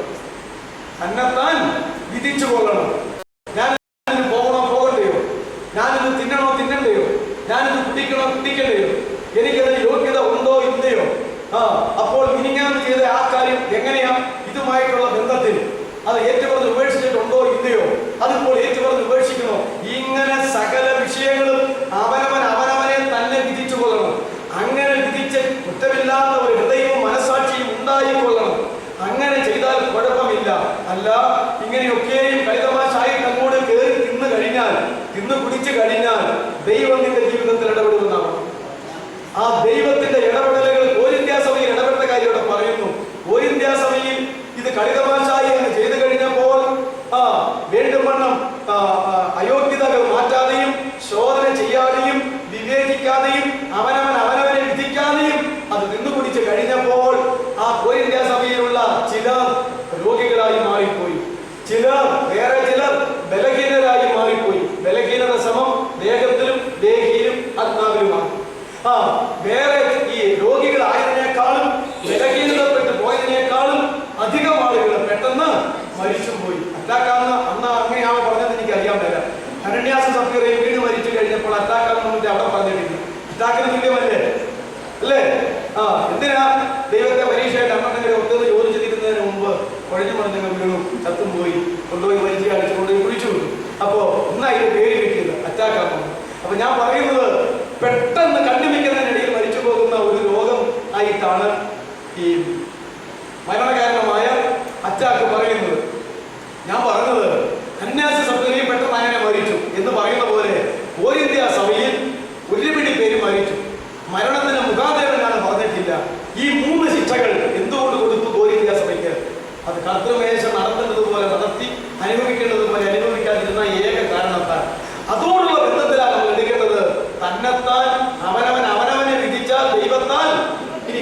വേണ്ടി വരത്തില്ല. അവനവനെ വിധിക്കാതിരുന്നാൽ ദൈവം ജീവിതത്തിൽ ഇടപെട്ട് വിധിക്കേണ്ടതായിട്ട് വരും. ആ വിധിച്ചാൽ അവിടെ കൊടുത്ത പോലെയോ അല്ലാതുള്ള ശിക്ഷയോ ദൈവം നമുക്ക് നൽകും. അത് രോഗമാകാം, ബലഹീനതകളാകാം, മരണം വരെയാകാം. അങ്ങനെ ദൈവം ഒരു കരുണയില്ലാതെ നമ്മുടെ ജീവിതത്തിൽ ഇടപെട്ട് ഈ വിഷയത്തോടുള്ള ബന്ധത്തിൽ വിധിച്ച് രോഗമോ ബലഹീനതയോ മരണമോ എന്തെങ്കിലും വന്നാൽ അതെന്തിനു ചെയ്യുന്നതെന്നറിയാവോ? സ്നേഹിക്കുന്ന പിതാവ് മക്കളെ തല്ലുന്ന പോലെ ഒരു ബാലശിക്ഷയാണ് ഓർക്കണം. എന്തിനു വേണ്ടിയിട്ടാ? ലോകം നശിച്ചു പോകുന്നത് പോലെ ലോകത്തോടു കൂടെ നിങ്ങൾ നശിച്ചു പോകാതിരിക്കാൻ നിങ്ങൾ ചെയ്ത തെറ്റിന് തക്കവണ്ണം ബാലശിക്ഷകൾ തന്ന് നിങ്ങളെ ശരിപ്പെടുത്തിയെടുക്കാൻ ചെയ്തു. മരണം വരെയുള്ളതായ കാര്യങ്ങൾ ബാലശിക്ഷ പറഞ്ഞു കഴിയുമ്പോൾ നമ്മൾ ഉൾക്കൊള്ളൂ. ബാലശിക്ഷ എന്ന് വെച്ച് കഴിഞ്ഞാൽ ഇരുട്ടിൽ എടുത്ത് പിള്ളേരെ തല്ലുന്ന കാര്യം നമുക്ക് അറിയത്തുള്ളൂ. ദൈവം ഇരുട്ടിൽ എടുത്ത് തല്ലാൻ ഇരിക്കുവാണ്. ദൈവത്തിന്റെ ബാലശിക്ഷയാണ് പറഞ്ഞത് ഇതൊക്കെയാണ്. ദൈവത്തിന് മരണോ ജീവിതം ഇതല്ല വിഷയം. അതാണ് വിഷയം. ഒരാൾ 150 കൊല്ലം ഇവിടെ ജീവിച്ചിരിക്കണം, അവൻ ഭാഗ്യവാനാണ്. ഒരാൾ ജനിച്ചപ്പോൾ 10-ാം വയസ്സിൽ മരിച്ചുപോയി, അവൻ നിർഭാഗ്യവാൻ. അങ്ങനെ വല്ലതുണ്ടോ ദൈവത്തിന്? ഒന്നുമില്ല. എത്ര നാൾ ജീവിക്കുന്നു എന്നുള്ളതല്ല, മരിച്ചു മാറ്റപ്പെടുമ്പോൾ നമ്മുടെ ആത്മാവിന്റെ അവസ്ഥ എങ്ങനെയെന്ന്. അതാണ് നമ്മൾ പണ്ട് പഠിച്ചത്. ധനവാൻ എന്തെല്ലാം ഉണ്ടായിരുന്നു, മരിച്ചു മാറ്റപ്പെടുന്നത് പാതാളത്തിൽ അന്നും കിടക്കുന്നു, ഇന്നും കിടക്കുന്നു. ഒന്നുമില്ലാതിരുന്ന ലാസർ മരിച്ചു, അവൻ അബ്രാഹാമെ മടിയിൽ അന്നും ഇരിക്കുന്നു, ഇന്നും ഇരിക്കുന്നു. ഇനി അവരുടെ നിത്യമായ പ്രതിഫലം വീണ്ടും പ്രാപിക്കാൻ പോകത്തേയുള്ളൂ. ലാസർ എങ്ങോട്ടേക്ക് മാറ്റപ്പെടുന്ന നമ്മൾ പഠിച്ചത്? നിത്യമായ സ്വർഗത്തിലേക്ക്. ധനവാൻ എങ്ങോട്ട് മാറ്റപ്പെടുമെന്നാണ് പഠിച്ചത്? നിത്യമായ പാതാളത്തിലേക്ക്. അതുകൊണ്ട് നമ്മുടെ വിഷയം കർത്തൃമേശയോടുള്ളതായിരിക്കുന്ന ബന്ധത്തിൽ, അപ്പം നുറുക്കശീലോടുള്ളതായിരിക്കുന്ന ബന്ധത്തിൽ രക്ഷിക്കപ്പെട്ട എല്ലാ ദൈവത്തിന്റെ മക്കളും, അത് അനുഭവിക്കാൻ പോകുന്ന എല്ലാ ദൈവത്തിന്റെ മക്കളും തന്നെ ശരിക്കും വിധിക്കേണ്ട ഒരു വിധി നമുക്കായി ദൈവം വെച്ചിരിക്കുന്നു. രക്ഷിക്കപ്പെട്ടവർക്കായി, കർത്തൃമേശകൾക്ക് അനുഭവിക്കുന്നവർക്കായി അവരെ രക്ഷിക്കപ്പെട്ട അന്ന് മുതൽ മരിക്കുന്നിടം വരെ വെച്ചിരിക്കുന്നു എന്ന ഒരു ന്യായവിധി വചനത്തിലുണ്ട് എന്ന ഈ പറഞ്ഞതിന്റെ അർത്ഥം. അതാണ് രണ്ടാമത്തെ ന്യായവിധി. മൂന്നാമത്തെ ന്യായവിധി ദൈവസഭയുടെ ന്യായവിധി. മൂന്നാമത്തെ ന്യായവിധിയാണ് ദൈവസഭയുടെ ന്യായവിധി. 2000 കൊല്ലങ്ങൾക്ക് മുമ്പ് കർത്താവിന്റെ നമ്മുടെ പാപത്തെ വിധിച്ചു തീർത്തു. അവരിൽ വിശ്വസിക്കുന്നവരിനി ശിക്ഷാവിധി ഇല്ലാതെ പോകാനായിട്ട് ഇടയാക്കി. ദൈവമക്കൾ കർത്തൃമേശയോടുള്ള ബന്ധത്തിൽ വിധിക്കേണ്ട വിധി അത് കഴിഞ്ഞാൽ ഇനി സംഭവിക്കാൻ പോകുന്ന വലിയ ന്യായവിധി, വലിയ ന്യായവിധികൾ. അതിലാദ്യത്തേതാണ് ദൈവമക്കളുടെയും നമ്മളെ ഒരു ദിവസം മനുഷ്യൻ പോലെയും ആകാൻ സാധ്യതയുണ്ട്. അതുകൊണ്ട് താമസിക്കുന്നുവെങ്കിൽ ദൈവത്തിന്റെ ദീർഘക്ഷമയാണെന്ന് വിചാരിക്കണം. അത് എന്തിനു വേണ്ടി ദൈവത്തിന്റെ ദീർഘക്ഷമ? മാനസാന്തരപ്പെടാത്തവർ മാനസാന്തരപ്പെടുവാനും മാനസാന്തരപ്പെട്ടവർ തന്നെ പോലെ രൂപാന്തരം പ്രാപിക്കുവാനും വേണ്ടി ദൈവം കൃപയാൽ തന്നിരിക്കുന്ന ഒരു കാലഘട്ടം. അതാണ് ദീർഘക്ഷമയുടെ കാലഘട്ടം. അത് അപ്രകാരമാണെന്ന് ഓർത്തുകൊണ്ട് ദൈവം ഇല്ലാഞ്ഞിട്ടല്ല, കർത്താവ് മറന്നുപോയിട്ടല്ല, പ്രവചനം തെറ്റിപ്പോകുമായിട്ടല്ല, വചനം സംഭവിക്കുക തന്നെ ചെയ്യുമെന്ന് അറിയേണ്ടതാണ്. അതുകൊണ്ട് ന്യായവിധി ദൈവഗൃഹത്തിൽ ആരംഭിക്കാൻ സമയമായി. അത് നമ്മിൽ തുടങ്ങിയാണ്. ഇനി നടക്കാൻ പോകുന്ന 5 ന്യായവിധികൾ ആദ്യം ദൈവമക്കളെ കൊണ്ടുവന്നാൽ അത് നമ്മിൽ തുടങ്ങിയാൽ, ആ ന്യായവിധിയെ കുറിച്ച് നിങ്ങൾ മനസ്സിലാക്കിയാൽ, പാപിയുടെയും അഭക്തന്റെയും ന്യായവിധി വരുമ്പോൾ എന്തായിരിക്കും അവസ്ഥ? കർത്താവ് പറഞ്ഞ പോലെ തന്നെ ഇനി സോദോം-ഗൊമോറയേക്കാൾ സീദോനേക്കാൾ ഒക്കെ ഭയങ്കരമായിട്ട് വരാൻ പോവുക. കപ്പർന്നഹൂമും ബേത്സയിദയും കോരസീനും അല്ലേ എന്റെ സുവിശേഷം കേട്ടെടുത്ത് വീര്യപ്രവൃത്തികൾ നടന്നെടുത്തുമെല്ലാം സംഭവിക്കാനായിട്ട് പോവുകയാണ്. അങ്ങനെയാണെങ്കിൽ എനിക്ക് തോന്നുന്നത് ഈ ഭാരതത്തിൽ ഏറ്റവും കൂടുതൽ ദൈവവചനം കേൾക്കുകയും അത്ഭുതങ്ങളും അടയാളങ്ങളും വീര്യപ്രവൃത്തികളും നടക്കുകയും ഒക്കെ ചെയ്ത ദൈവമക്കളുടെ നാട് ഏത് തന്നെയാണ്? കേരളമാണ്. കേരളത്തിൽ വരാൻ പോകുന്നിടത്തോളം ശിക്ഷാവിധി മറ്റേ സ്റ്റേറ്റിൽ വരാൻ സാധ്യതയില്ല. ശരിയല്ലേ? ഈ ശരിയാന്ന് പറഞ്ഞാൽ അത് സംഭവിക്കുമെന്ന് നിങ്ങൾ പേടിച്ചിട്ടാ. നമ്മളിവിടെ ശരിയെന്ന് പറഞ്ഞാൽ സംഭവിക്കില്ല, ശരികേടെന്ന് പറഞ്ഞാൽ സംഭവിക്കേണ്ടതെല്ലാം വള്ളി പോയി തെറ്റാതെ ദൈവത്തിന്റെ കാലയളവിൽ സംഭവിച്ചിരിക്കും. അത് നമ്മിൽ തുടങ്ങിയാൽ ഈ ലോകത്തിലെ പാവിയുടെയും അകത്തിന്റെയും ഗതി എന്താകുമെന്ന് പത്രോസ് ഇതുവരെ വിളിച്ച് ചോദിച്ചതാണ്. അത് കേട്ടപ്പോൾ ദൈവജനത്തിന് കാര്യം മനസ്സിലായി. അതുകൊണ്ട് കർത്താവിന്റെ വരവിന് താമസം ദീർഘക്ഷമ എന്ന് വിചാരിച്ച് പ്രപഞ്ച മോഹങ്ങളെ വർദ്ധിച്ചിട്ട് എത്ര ഭയത്തോടും ഭക്തിയോടും കൂടെ നിങ്ങൾ ജീവിക്കേണ്ടതാകുന്നു എന്ന് പറഞ്ഞ് അവരെ പ്രബോധിപ്പിക്കുക ചെയ്തത്. പ്രപഞ്ച മോഹങ്ങളെ വെടിയുക, ജീവിക്കാനുള്ള കാലഘട്ടം എത്ര ഭയത്തോടും ധൈര്യത്തോടും കൂടെ ഈ പ്രവാസകാലം കഴിച്ചുകൂട്ടണമെന്ന് ഓർത്ത് ഭയത്തോടും ധൈര്യത്തോടും കൂടെ ദൈവകൽപ്പന പ്രകാരം ജീവിക്കുക എന്ന് പറഞ്ഞ് പഠിപ്പിച്ചല്ലേ പോയത് 2 പത്രോസിന്റെ ലേഖനത്തിൽ. അതെ, അതുകൊണ്ട് മൂന്നാമത്തെ ന്യായവിധി ദൈവമക്കളുടെ ന്യായവിധിയാണ്. അതിന്റെ 2 വാക്യം എഴുതിക്കോ. 2 കോരിന്ത്യർ 5:10. ഈ വാക്യം അതിന്റെ ആകും. 2 കോരിന്ത്യർ 5:10, റോമർ 14:10. ചിന്തിക്കാം. നാലാമത്തെ ന്യായവിധി ഇസ്രായേലിന്റെ ന്യായവിധി. 2 വാക്യം എഴുതിയില്ലേ? സഭയുടെ ന്യായവിധിക്ക് റോമർ 14:10, 2 കൊരിന്ത്യർ 5:10. അടുത്ത ന്യായവിധി ഞാൻ അതിന്റെ ഓർഡർ അനുസരിച്ചാണ് പറഞ്ഞു പോകുന്നത്. പിന്നെ സംഭവിക്കാൻ പോകുന്ന ന്യായവിധി ഇസ്രായേൽക്കാരുടെ ന്യായവിധി, യഹൂദന്മാരുടെ ന്യായവിധി, എബ്രായന്മാരുടെ ന്യായവിധി, സകലീകരണത്തിന്റെയും വിധി. യെഹെസ്കേൽ 20:33 മുതൽ 44 വരെ. യെഹെസ്കേൽ പ്രവചനം 20:33 മുതൽ 44 വരെയുള്ള വാക്യത്തിൽ പറയുന്ന പോലെ സകല ഇസ്രായേലിനെയും ന്യായം വിധിക്കും. ഇസ്രായേലിനെ ന്യായം വിധിക്കുമ്പോൾ അവരുടെ ഭരണഘടനയോ അവരുടെ പ്രമാണം എന്താണെന്നറിയാം? പഴയ നിയമകാലത്തുള്ള ന്യായപ്രമാണം. ദൈവമക്കളെ ന്യായം വിധിക്കുമ്പോൾ എന്താ പ്രമാണം? ഞാനിവിടെ രക്ഷാപൂർത്തിയെ കുറിച്ച് ക്ലാസ് എടുത്തപ്പോൾ പറഞ്ഞത്, രക്ഷയുടെ 12ാമത്തെ പടിയെ കുറിച്ച് ക്ലാസ് എടുത്തപ്പോൾ ഇത് പറഞ്ഞിട്ടുള്ളതാ. നമ്മുടെ പ്രമാണം ഏതാ? നമ്മുടെ പ്രമാണം സഭയുടെ ഗാനമോ പ്രമാണോ പിതാക്കന്മാരുടെ കൽപ്പനയോ ഒന്നുമല്ല. നമ്മുടെ പ്രമാണം പഴയ നിയമവുമല്ല. നമ്മുടെ പ്രമാണം വലിയ നിയമമാണ്. അതിന്റെ പേര് ജീവന്റെ ആത്മാവിന്റെ പ്രമാണമാണ്. റോമർ 8:2 ജീവന്റെ ആത്മാവിന്റെ പ്രമാണം, അല്ലെങ്കിൽ പുതിയ നിയമ പ്രമാണം. അതിനകത്ത് പറയുന്ന പോലെ ജീവിച്ചൊന്ന് മാത്രമേ നോക്കുള്ളൂ. അബ്രാഹാമിനെ അല്ലെങ്കിൽ ദാവീദിനെ ന്യായം വിധിക്കാൻ ദൈവം ഏത് പ്രമാണം എടുക്കും? ആ ന്യായ പ്രമാണം എടുക്കും. നമ്മളെ ന്യായം വിധിക്കാൻ ഏത് പ്രമാണം എടുക്കും? ഇന്നും ആളുകൾ വിചാരിച്ചുകൊണ്ടിരിക്കുന്നത് പഴയ നിയമം കൊണ്ടുവന്ന് ന്യായം വിധിക്കുമായിരിക്കുന്നു. എന്നാൽ തടി തപ്പാനായിട്ട് ഒരുപടി മാറുമ്പോൾ പക്ഷേ അവിടെ പറഞ്ഞു പല്ലിന് പകരം പല്ല്, കണ്ണിന് പകരം കണ്ണ്. എന്നോട് ഒന്നടിച്ചാൽ കൊടുത്തോരെടുന്ന അതിന്റെ പഴയ നിയമത്തിലെ വ്യവസ്ഥ. അതുകൊണ്ട് ഇന്ന് അങ്ങോട്ട് തിരിച്ചടിച്ചുകൊണ്ടിരിക്കുക. പുതിയ നിയമത്തിൽ കർത്താവ് പറഞ്ഞു എന്താ ചെയ്യേണ്ടത്? ശത്രുക്കളെ സ്നേഹിക്കണം, ഉപദ്രവിക്കുന്നവർക്ക് വേണ്ടി പ്രാർത്ഥിക്കണം, ശപിക്കുന്നവരെ അനുഗ്രഹിക്കണം, ഇങ്ങോട്ട് തിന്മ ചെയ്യുമ്പോൾ അങ്ങോട്ട് നന്മയാൽ തിന്മയെ ജയിക്കണം. ഇത് ചെയ്തോന്ന് ഇവിടെ നോക്കൂ. അവന്റെ പ്രമാണം കൊണ്ട് ഇവിടെ ചെന്ന വല്ലതും കിട്ടുമോ? അത് ചെയ്യുന്നവൻ അതിനാൽ ജീവിക്കും. അവിടെ ന്യായപ്രമാണം അനുസരിക്കുന്നവനെല്ലാം ഭൗതികമായ അനുഗ്രഹങ്ങളാണ്. ഇവിടെ കൃപയുടെ പ്രമാണം അനുസരിക്കുന്നവനെല്ലാം ഉണ്ണാനും കൊടുക്കാനും ഉള്ളത് തരാമെന്ന് വാഗ്ദത്തം ചെയ്തിട്ടുണ്ട്. അത് തരിക തന്നെ ചെയ്യും. ബാക്കിയുള്ളതെല്ലാം പുതുവാന ഭൂമിയിൽ സ്വർഗീയ പ്രതിഫലം. ഇതാ ഇത് തമ്മിലുള്ള വ്യത്യാസം. അതൊന്നും തിരിച്ചറിയാൻ മേലാതെ ജീവിച്ചാൽ പാകിസ്ഥാന്റെ ഭരണഘടന അനുസരിച്ച് എഴുതി അയച്ചു വരുത്തി അതനുസരിച്ച് നമ്മളിവിടെ ജീവിക്കാൻ തുടങ്ങി എവിടെ ഒക്കുവോ? അവിടെ പോകണം. അപ്പൊ നമ്മുടെ ഭരണഘടന, നമ്മുടെ പ്രമാണം, നമ്മുടെ കാലം, നമ്മുടെ ഉപദേശം, നമ്മുടെ നിയമം എന്താ? പുതിയ നിയമം. അത് വെച്ചാൽ ന്യായവിധി. അതുകൊണ്ട് ഇസ്രായേലിന്റെ ന്യായവിധിയുടെ കാര്യമാണ് നമ്മൾ ചിന്തിച്ചത്. യെഹെസ്കേൽ 20:33 മുതൽ 44 വരെ ന്യായം വിധിക്കുന്ന പുസ്തകം എന്താ? ന്യായപ്രമാണം. അടുത്തത് ജാതികളുടെ ന്യായവിധി.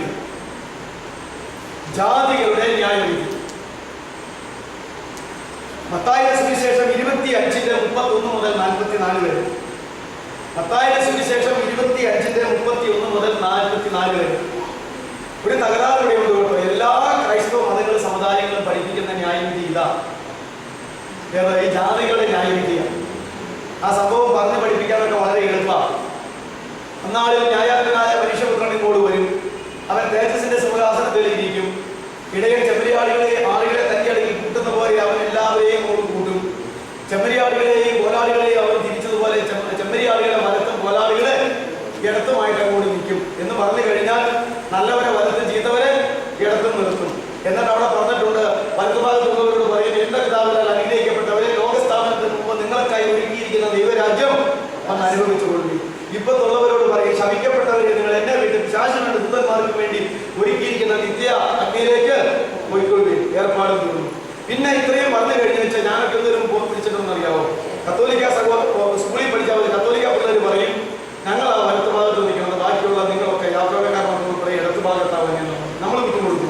അപ്പൊ ഞാൻ പറഞ്ഞു യാക്കോബക്കാരൻ ആ വലത്ത് ഭാഗത്ത് നിൽക്കുന്നത്, നിങ്ങളൊക്കെ ഇടത്ത് ഭാഗത്താണ് പറഞ്ഞു. ഇങ്ങനെ ഓരോ ജാതികളും ക്രിസ്ത്യാനികളും അവിടെ വെച്ച് കൂട്ടുന്നതും കൂടിയിരിക്കുന്നത് അറിയാവും. ഈ വിധിയ ഈ ഇടത്തും വലത്തും തിരിക്കലും വലത്തുള്ളവനെ സ്വർഗരാജ്യത്തിലേക്കും ഇടത്തുള്ളവനെ ഈ നരകത്തിലേക്ക് വിടുന്ന വാക്യമാണ് ഉള്ളൂ. അത് തന്നെയാണ് സമുദായത്തിലെ ഒരു അറിവ്. വേർപാട് സഭകളിലേക്ക് വന്നു കഴിഞ്ഞപ്പോൾ ഇവിടെ അതിനേക്കാൾ വിസ്തു. IPC-കാരൻ പറയും, ചർച്ച കൂടുകാരൻ പറയും ഞങ്ങളാ വലത്ത് നിങ്ങളാ ഇടത്ത്. ഇവരെല്ലാവരും പലകരക്കാരോട് പറയും നിങ്ങളാ ഇടത്ത് ഞങ്ങളാ വലത്ത്. ഈ ബന്ധക്കോസ് പറയും ഞങ്ങൾ മാത്രം വലത്ത് നിങ്ങളൊക്കെ ഇടത്താം. ഇങ്ങനെ അങ്ങോട്ടും ഇങ്ങോട്ടും കുസ്തി അടിച്ചുകൊണ്ടിരിക്കുകയാണ്. എന്റെ പൊന്നെ, ഇത് ദൈവമക്കളുടെ ന്യായവിധി വേറെയാണ്, ഇസ്രായേലിന്റെ വേറെയാണ്. നമ്മളിപ്പോ ചിന്തിച്ചില്ലേ? ഇത് ആരുടെയാ? ജാതികളുടെ. എന്തായി പറഞ്ഞെന്നറിയാവോ? കർത്താവായിരിക്കുന്ന യേശു തന്റെ സഭയെ ചേർക്കാൻ ഇങ്ങോട്ട് വന്നിട്ട് പ്രതിഫലത്തിന്റെ ന്യായാസനം കഴിഞ്ഞ് സഭയെ കല്യാണവും കഴിച്ച് യേശു രാജാവും ഈ സഭയെ മണവാട്ടി രാജ്ഞിയുമായിട്ട് 1000 കൊല്ലം ഈ ലോകത്തെ നീതിയോടെ ഭരിക്കുവാൻ, ദാവീദിന്റെ സിംഹാസനത്തിൽ ഇരിക്കുവാൻ യെരൂശലേമിലേക്ക് വന്നിറങ്ങി ഭരണം തുടങ്ങാൻ നേരത്ത് അവൻ എങ്ങോട്ട് വരുമെന്നാ പറഞ്ഞത്? ഒലിവുമലയുടെ നെറുകയിൽ നിന്ന് അവൻ അങ്ങോട്ട് പൊങ്ങിപ്പോയെങ്കിൽ അവൻ ഭൂമിയിലേക്ക് രണ്ടാമത് വരുമ്പോൾ ഒലിവുമലയുടെ നെറുകയിൽ തന്നെയാണ് വരാൻ പോകുന്നത്. ഏത് പ്രവചനമാണ്? സക്രിയ പ്രവചനത്തിലുണ്ടല്ലോ, അന്നാളിൽ ഒലിവുമല രണ്ടായി ചിന്തി പിളർന്നു പോകും. ഒരു ഭാഗം പാതി വടക്കോട്ടും പാതി തെക്കോട്ട് നീങ്ങിപ്പോകും. ഒരു പർവ്വതം നേരെ പിളർന്നിട്ട് ദൈവശക്തിയാൽ ഒന്ന് അങ്ങോട്ടും ഒന്ന് ഇങ്ങോട്ടും, ഒരു JCB വേണ്ട, പഴയതമ്പരാന്റെ ഒരു ഒറ്റ കൽപ്പന JCBയാൽ ഒലിവുമല പകുതിക്കങ്ങ് പിളർന്നിട്ട് അങ്ങോട്ടും ഇങ്ങോട്ടും പോയി ഒരു മഹാസമഭൂമി ഉണ്ടാകും. ആ മഹാസമഭൂമിയിലേക്ക് സ്വർഗത്തിൽ നിന്ന് തന്റെ കാന്തയുമായി കടന്നു വന്ന രാജാതി രാജാവും കർത്താതി കർത്താവും മണവാളനുമായിരിക്കുന്ന യേശു തമ്പുരാൻ ഇറങ്ങി വരും. അവനും അവന്റെ കാന്തയും കൂടെ ആ പൊന്നുപാലങ്ങൾ വയ്ക്കാനായിട്ട് ഈ പാപം നിറഞ്ഞ ഭൂമിയിൽ എന്റെ പിതാവായ ദൈവത്തിന് തന്റെ മകന്റെ കാര്യം വയ്ക്കാൻ ഇഷ്ടമല്ലാത്തത് കൊണ്ട് അഡീഷണൽ ആയിട്ട് ഒരു പുതുവാന ഭൂമി ഒലിവുമലയെ പ്രവൃത്തി ഉണ്ടാക്കിയതാണ്. അതാണ് അവിടെ പറഞ്ഞിരിക്കുന്നത്. അങ്ങനെ യഹൂദജാതിയെ അവിടെ വെച്ചാൽ യഹൂദജാതി ചേർന്ന് എന്തിനാ? 1000 കൊല്ലം ഭരിക്കാനായിട്ട്. ആ ന്യായപ്രമാണ പ്രകാരം ജയിക്കുന്ന ആളുകൾ മാത്രമേ ദൈവരാജ്യത്തിലേക്ക് കയറ്റുള്ളൂ, അല്ലാത്തവരെ തട്ടിക്കളയും. എന്നിട്ട് പലസ്തീൻ നാടിന്റെ ചുറ്റുപാടിൽ കിടക്കുന്ന ജാതികള് വിളിച്ചു കൂട്ടിയിട്ട് അവരെയും വലത്തുമെടുത്തുമായിട്ട് തിരിക്കും.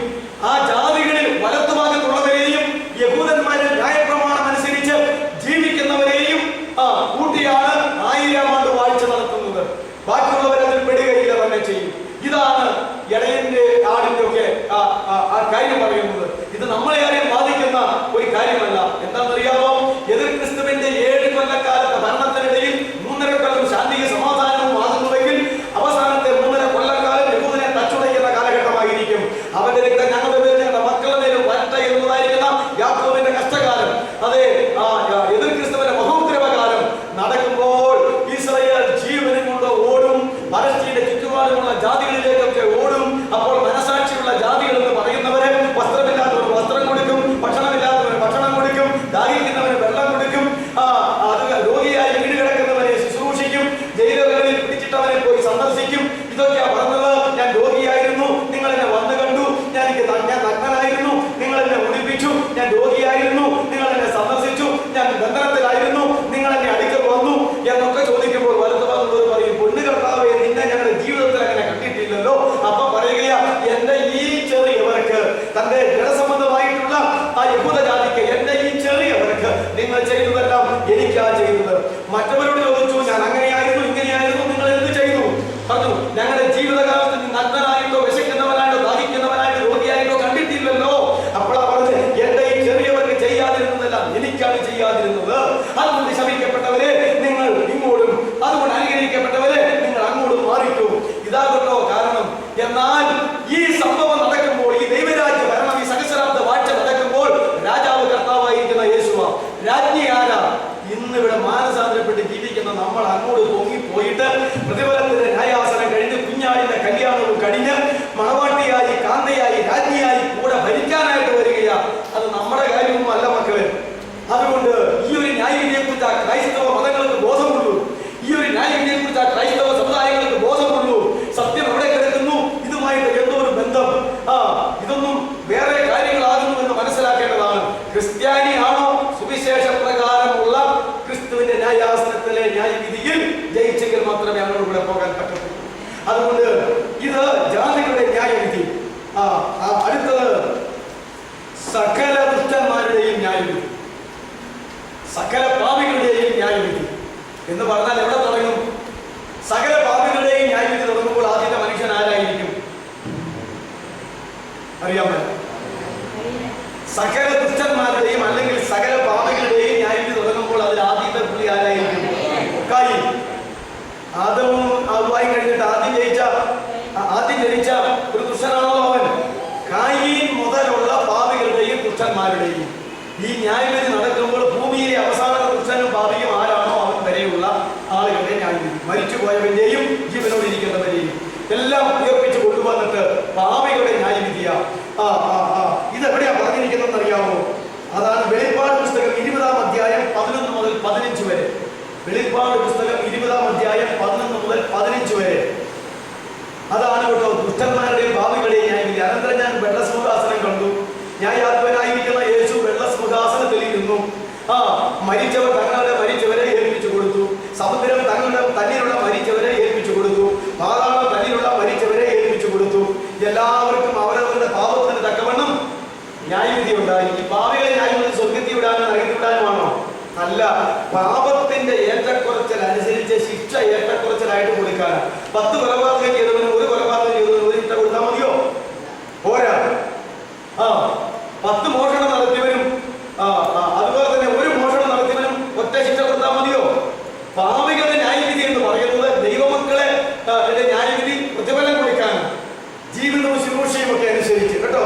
എന്ന് പറയുന്നത് പാപികളുടെ ന്യായവിധി നരകത്തിലേക്ക് വിടുമ്പോൾ ഓരോരുത്തരും അവനവന്റെ പാപത്തിന് തക്കവണ്ണം ഏറ്റക്കുറച്ചിനോട് കൂടെ ഉചിതമായ ശിക്ഷ കൊടുക്കാൻ വേണ്ടി കേട്ടാ. നിനക്കിന്ന ശിക്ഷ നിനക്കിന്ന ശിക്ഷ എന്ന് പറയാൻ വേണ്ടി കേട്ടാ. അതാണ് അതിന്റെ രസം. അതുകൊണ്ട് ആ ഫിലിപ്പിയ ലേഖനത്തിൽ പറഞ്ഞത് അങ്ങനെ എല്ലാ നാമത്തിലും മേലായ നാമം അവന് കൊടുത്തു. ആർക്ക്? ദൈവരൂപത്തിലിരിക്കുക ദൈവത്തോടുള്ള സദൃശം മുറുകെ പിടിച്ച് കൊല്ലണമെന്ന് വിചാരിക്കാതെ ദാസരൂപം എടുത്ത് വേഷത്തിൽ മനുഷ്യനായി തന്നെത്താൻ താഴ്ത്തി ക്രൂശിലെ മരണത്തോളം അനുസരണമുള്ളവനായി തന്നെത്താൻ ഒഴിച്ചു കളഞ്ഞിട്ട് ആ യേശുവിനെ പിതാവായ ദൈവം ഉയർത്തി എല്ലാത്തിലും മേലായ നാമം കൊടുത്തു. അങ്ങനെ അവന്റെ നാമത്തിൽ ആരെല്ലാം മുട്ടുമടക്കാൻ പോവാ? സ്വർലോകം മുഴുവൻ യേശുവിന്റെ നാമത്തിൽ മുട്ടുകളെ മടക്കും. ഭൂലോകം മുഴുവൻ യേശുവിന്റെ നാമത്തിൽ മുട്ടുകളെ മടക്കും. അതോ ലോകം മുഴുവൻ യേശുവിന്റെ നാമത്തിൽ മുടങ്കാൽ മടക്കും.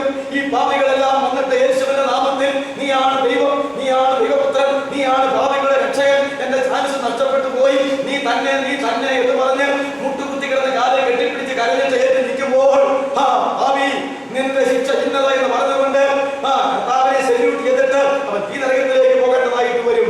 അതുകൊണ്ടാണല്ലോ അവിടെ പറഞ്ഞിരിക്കുന്നത് സ്വർലോകരുടെയും ഭൂലോകരുടെയും അധോലോകരുടെയും മുടങ്കാലുകളൊക്കെയും മടങ്ങും. എല്ലാ നാവും യേശു കർത്താവ് എന്ന് പിതാവായ ദൈവത്തിന്റെ മഹത്വത്തിന് വേണ്ടി അവനവന്റെ രക്ഷയ്ക്ക് വേണ്ടിയിട്ടല്ല, പിതാവായ ദൈവത്തിന്റെ മഹത്വത്തിന് വേണ്ടി ഏറ്റുപറയുകയും ചെയ്യേണ്ടി വരും. ഇന്ന് അനുദപിച്ച യേശുവിനെ ഏറ്റുപറഞ്ഞാൽ ഹൃദയം കൊണ്ട് വിശ്വസിച്ചാൽ രക്ഷിക്കപ്പെടും, വാഗോണ്ട് ഏറ്റുപറഞ്ഞാൽ രക്ഷിക്കപ്പെടും. അതല്ലേ രക്ഷയുടെ വഴികൾ. എന്നാൽ അന്ന് ഈ നരകത്തിലേക്ക് പോകുന്നവനെ മുഴുവൻ യേശു ആരാണെന്ന് ഏറ്റു പറയിപ്പിച്ചിട്ട് നരകത്തിലേക്ക് വിടുമെന്നറിയേണ്ടതാണ്. അതുകൊണ്ട് ഇതാണ് സകല പാപികളുടെയും ദുഷ്ടന്മാരുടെയും നേച്ചന്മാരുടെയും ന്യായവിധി. സോദോം ഗൊമോറയുടെ ന്യായവിധി, ആ മരിച്ചുപോയവരെ ഉയർപ്പിച്ചു കൊണ്ടുവന്നിട്ട് ന്യായവിധി ഇപ്പോഴാണ് നടക്കാൻ പോകുന്നത്. ഇപ്പോഴാണ് നടക്കാൻ പോകുന്നത്. എല്ലാവരുടെയും ന്യായവിധി ഇപ്പോഴാണ് നടക്കാനായിട്ട് പോകുന്നത്. ഹാബേലിന്റെ രക്തത്തെ കുറിച്ച് എബ്രായ ലേഖനം 12:22 മുതൽ വായിക്കുമ്പോൾ എന്താ പറയുന്നത്? ഹാബേലിന്റെ രക്തത്തെക്കാൾ ഗുണകരമായി സംസാരിക്കുന്ന പുണ്യായ രക്തത്തിന് അടുക്കലത്രേ നിങ്ങൾ വന്നിരിക്കുന്നത്. ആദ്യത്തെ കൊലപാതകനായിരിക്കുന്ന കായീൻ തന്റെ അനുജനെ പാപമില്ലാത്തവനെ കൊലപ്പെടുത്തിയല്ലോ. എന്നിട്ട് ഹാബേലിന്റെ രക്തം അന്ന് മുതൽ 6000 കൊല്ലക്കാലമായി അവന്റെ രക്തം എവിടെ വീണോ അവിടെ നിന്ന് ഇന്ന് നിലവിളിച്ചുകൊണ്ടിരിക്കുകയാ. എന്തിനു വേണ്ടി? പ്രതികാരത്തിന് വേണ്ടി. ഒരു പാപം ചെയ്യാത്ത എന്നെ എന്റെ ചേട്ടൻ ചതിച്ചു കൊന്നല്ലോ, ദൈവമേ നീ എന്തുകൊണ്ട് അവനെ വിധിക്കുന്നില്ല എന്ന് ആ രക്തം സംസാരിച്ചുകൊണ്ടിരിക്കുന്നുവെങ്കിൽ 2000 കൊല്ലങ്ങൾക്ക് മുമ്പ് കാൽവരിയുടെ ഗിരിമാറിൽ നമ്മുടെ പാപത്തിന് പരിഹാരം വരുത്തുവാൻ മരിച്ച ദൈവപുത്രനായിരിക്കുന്ന യേശുവിന്റെ അവസാനത്തോടെ രക്തം വരെ വീണ ഗോൽഗോത്ത കുന്നിൽ നിന്ന് ആ രക്തം എന്ന് സംസാരിച്ചുകൊണ്ടിരിക്കുന്നത് ആ പേരുടെ രക്തത്തെക്കാൾ ഗുണകരമായാണ്. എന്താ യേശുവിന്റെ രക്തത്തിൽ സംസാരിക്കാനായിട്ടുള്ളത്? വരുകയും നമുക്ക് തമ്മിൽ വാദിക്കാം. നിന്റെ പാപം എത്ര കഠിനമായിരുന്നാലും രക്താപനം പോലെ ചുമന്നിരുന്നാലും ഞാൻ വെളുപ്പിക്കാം, പഞ്ഞു പോലെ വെളുപ്പിക്കാം, ഹിമം പോലെ വെളുപ്പിക്കാം എന്നുള്ളതാണ് യേശുവിന്റെ രക്തത്തിൽ സംസാരിക്കാനായിട്ടുള്ളത്. അത് മാത്രമല്ല, വലത്തുഭാഗത്തെ കള്ളൻ മാനസാന്തരപ്പെട്ടുവെന്ന് പറയുമ്പോൾ ആ കള്ളൻ മാനസാന്തരപ്പെടാനുണ്ടായ നിമിഷ നേരത്തെ എന്താ 2 കള്ളന്മാരും നിന്ദിച്ചുകൊണ്ടിരുന്നതാ. അവസാനം ഒറ്റ പ്രാർത്ഥന അവൻ കേട്ടപ്പോൾ, പിതാവേ ഇവർ ചെയ്യുന്നത് ഇന്നതെന്ന് അറിയാൻ ഇവരോട് ക്ഷമിക്കണമേ എന്നുള്ള ഒരു പ്രാർത്ഥന ആ കള്ളന്റെ ജീവിതത്തിൽ ആദ്യമായി കേട്ടപ്പോൾ ഇവൻ ആരാണെന്ന് നോക്കാവുന്ന പോലെ നോക്കി അവൻ കുരിശിൽ തൂങ്ങി കിടക്കുകയാണല്ലോ. അപ്പോഴാ യേശുവിന്റെ മുഖം ഒരു ദൈവത്തിന്റെ മുഖം പോലെ പ്രകാശിച്ചുകൊണ്ടിരിക്കുന്നത്. ഈ ഒരു ഒറ്റ പ്രാർത്ഥനയിലാ കള്ളന്റെ ഹൃദയം തകർന്നു പോയത്. അപ്പോൾ ഇവൻ ആരാണെന്ന് മനസ്സിലായി. ഇവൻ ഉടനെ അവനോട് പറഞ്ഞു, നാം ചെയ്തതിന് തക്കവണ്ണം അല്ലേടാ കൂട്ടുകാര പ്രാപിക്കുന്ന ഇവനെ ധിക്കരിക്കരുത്, നിന്ദിക്കരുത്. ഇവനോ ഹരിതാത്തൊന്നും ചെയ്തിട്ടില്ല, ഇവനോ ഹരിതാത്തൊന്നും ചെയ്തിട്ടില്ല. തന്റെ കൂട്ടുകാരനോട് പറഞ്ഞിട്ട് കുറെ തിരിഞ്ഞ് പറഞ്ഞു, കർത്താവേ ഇനി രാജ്യത്വം പ്രാപിച്ച് മടങ്ങി വരുമ്പോൾ എന്നെയും കൂടി ഓർക്കണമേ, വരുവാനുള്ള മഷിക ഇവൻ തന്നെ എന്ന് അവിടെ കിടന്നുകൊണ്ട് ആ കള്ളൻ വിളിച്ചു പറഞ്ഞതാ. പ്രിയമുള്ളവരെ, അവനും രക്ഷിക്കപ്പെട്ടു പോയല്ലോ. ഞാൻ പറഞ്ഞത് ആ മേലെ രക്തത്തെക്കാൾ ഗുണകരമായി സംസാരിക്കുന്നത്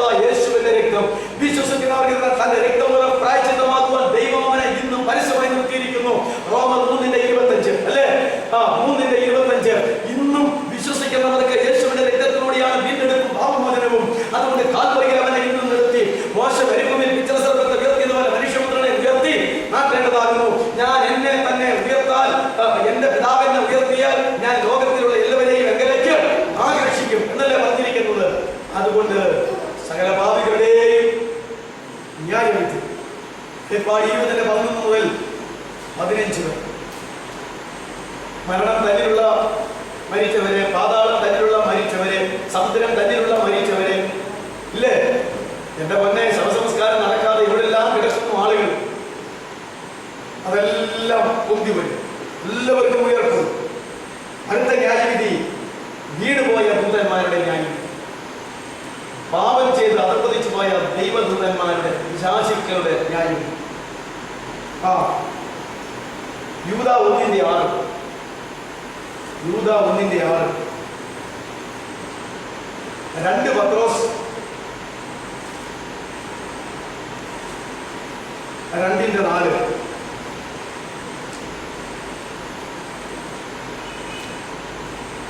വീണുപോയ ദൂതന്മാരുടെ ന്യായവിധി.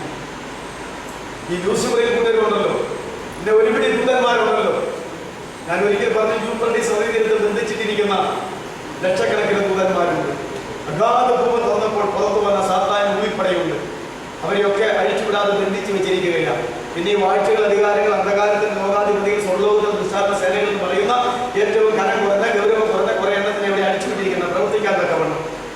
അത് കാണുമ്പോഴാണ് നാം എല്ലാവരും ഓരപ്പാമ്പ് കാണുന്ന പോലെ പേടിക്കുന്നു. ഗൗരവമുള്ളവന്മാരെയൊക്കെ അവിടെ അടച്ചു വെച്ചിരിക്കുകയാണ്. അന്തിക്രൈസ്തവന്റെ കാലത്ത് മാനസാന്തരമില്ലാത്ത ജനത്തെ ഉപദ്രവിക്കുവാൻ ദൈവം അത് തുറന്നു വിടുക തന്നെ ചെയ്യും. അതുകൊണ്ട് ഇപ്പൊ 7 ന്യായവിധിയായില്ലേ? സമയം പോയി നോക്കി നിർത്താം. 7 ന്യായവിധിയായില്ലേ? ഇങ്ങനെ 7 ന്യായവിധിയാ ബൈബിളിലുണ്ട്. ഇതില് നാം അറിയേണ്ട ന്യായവിധി എല്ലാം പഠിക്കുന്നത് നല്ലതാണ്. എന്നാൽ നമ്മളെ ബാധിക്കുന്ന ന്യായവിധി ഏതാ? ദൈവമക്കളുടെ ദൈവസഭയുടെ ന്യായവിധി. എല്ലാ ന്യായവിധിയും നമ്മൾ ചുരുക്കമായിട്ട് പഠിക്കാൻ പോവുകയാണ്. ഇന്ന് നമുക്ക് അവസാനിപ്പിക്കാം. ഇനി ഈ ന്യായവിധിയുടെ പൊതുവായിട്ടുള്ള ക്രമീകരണങ്ങളും പടികളും ഉണ്ട്. അത് കഴിഞ്ഞിട്ട് ഓരോ ന്യായവിധിയെ കുറിച്ച് ചുരുക്കമായിട്ട് ദൈവത്തിന്റെ ക്രമ പോലെ, അവൻ തരുന്ന സന്ദർഭങ്ങൾ പോലെ നമുക്ക് ചിന്തിക്കാനായിട്ട് ഇടയില്ല.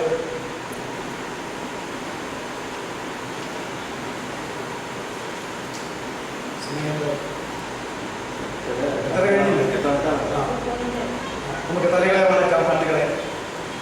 ഒരിക്കൽ മരണവും പിന്നെ ന്യായവിധിയും ദൈവം മനുഷ്യർക്ക് നിശ്ചയിച്ചിരിക്കുന്നു. അതുകൊണ്ട് ഇപ്പോൾ ക്രിസ്തുവേശുവിലുള്ളവർക്ക് ന്യായവിധിയില്ല. പുത്രനിൽ വിശ്വസിക്കുന്നവരെ ന്യായവിധിയില്ല.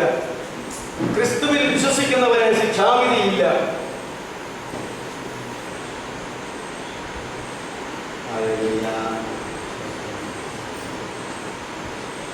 ദൈവം വച്ചിരിക്കുന്ന 7 ന്യായവിധികൾ, പാപികളുടെ മേലുള്ള ന്യായവിധി കൃപയാൽ നമ്മുടെ മേൽ നിന്ന് മാറ്റപ്പെട്ടു പോകുവാൻ ഇടയായി ഓർത്ത് നമുക്ക് നന്ദിയോടെ ദൈവത്തെ മഹത്വപ്പെടുത്താം. എന്നാൽ ജീവിതം എങ്ങനെ ഇരുന്നുവെന്നും പ്രവർത്തനം എങ്ങനെ ഇരുന്നുവെന്നും യേശു ക്രിസ്തുവുമായിട്ടുള്ള വ്യക്തിപരമായ ബന്ധം എങ്ങനെ ഇരുന്നു എന്നും അറിഞ്ഞാൽ അവരുടെ ശരീരത്തിലിരിക്കുമ്പോൾ ചെയ്തതാകിലും തീയതാകിലും അതിന് തക്കവണ്ണം പ്രാപിക്കണമെന്ന് നാം എല്ലാവരും യേശുവിന്റെ ന്യായാസനത്തിന് മുമ്പാകെ വെളിപ്പെടേണ്ടതാകുന്നു എന്ന് പറഞ്ഞിട്ടുള്ള ആ ഒരു ന്യായവിധി നമുക്കുണ്ട്. ഇന്ന് രാത്രികാലം മറ്റെല്ലാ വചനം പോലെയും ദൈവത്തിന്റെ ഈ വിഷയവും ഈ വചനവും മാറ്റമില്ലാതെ നിൽക്കുന്നു. ക്രിസ്ത്യൻ സമുദായങ്ങളിലെ പിതാക്കന്മാരെഴുതി ഒരു മനുഷ്യന്റെ അവസാനത്തെ കാര്യങ്ങൾ 4: മരണം, ന്യായവിധി, സ്വർഗം, നരകം. അത്ര വ്യക്തമായി എഴുതി. മരിക്കും, ന്യായവിധി ഉണ്ടാകും, ഒന്നുകിൽ സ്വർഗത്തിൽ അല്ലെങ്കിൽ നരകം. എപ്പോഴും ഓർക്കാൻ പറഞ്ഞ് എഴുതി വെച്ചിരിക്കുന്ന കാര്യം. ഒരു മനുഷ്യന്റെ അവസാനത്തെ കാര്യങ്ങൾ 4. അങ്ങനെയും എഴുതിയുണ്ട്. നാം എപ്പോഴും ഓർത്തിരിക്കേണ്ട സംഗതി എന്നും ഓർക്കണം. എല്ലാ ക്രിസ്തീയ മതങ്ങളും സമുദായങ്ങളും സഭകളും ഒരുപോലെ പഠിപ്പിക്കണം. ഹിന്ദു മതവും മുസ്ലിം മതവും ന്യായവിധിയെ കുറിച്ച് പഠിപ്പിക്കും. അതുകൊണ്ട് ഈ വലുതും ഭയങ്കരവുമായ ന്യായവിധി അഭിമുഖീകരിച്ച് ജയാളികളായി തീരുവാൻ നമുക്ക് വരുത്തേണ്ട രൂപാന്തരങ്ങൾ, നമുക്ക് വരുത്തേണ്ട അനുഭവങ്ങൾ വരുത്തുവാൻ നമ്മെ തന്നെ ഏൽപ്പിച്ചു. ആഗ്രഹിക്കുന്ന വ്യക്തിയുടെ ഉള്ളത്തെ തൃപ്തിപ്പെടുത്തുന്ന ദൈവവും ദൈവത്തിന്റെ പരിശുദ്ധ ദൈവത്തിന്റെ വചനവും ശക്തിയോടെ വ്യാപിക്കും. കർത്താവിന്റെ രക്തത്താൽ ഒരിക്കലും കൂടെ നമ്മൾ എല്ലാവരെയും കടിയെ ശുദ്ധീകരിക്കപ്പെടുന്നു. അവന്റെ വചനത്താൽ നമ്മെ നവീകരിക്കട്ടെ. അവന്റെ പരിശുദ്ധാത്മാവിനാൽ നമ്മെ നിറയ്ക്കട്ടെ. ദൈവവചനവും ദൈവത്തിന്റെ പരിശുദ്ധാത്മാവും നമ്മുടെ ഉള്ളത്തിൽ പ്രവർത്തിച്ചുകൊണ്ടിരിക്കട്ടെ. കർത്താവിന് വേണ്ടി ജീവിക്കുന്ന ദൈവമക്കളായി തീരുവാൻ കർത്താവ് നമ്മെ സഹായിക്കട്ടെ. ദേവദാസന്മാരാരെങ്കിലും ഒരാൾ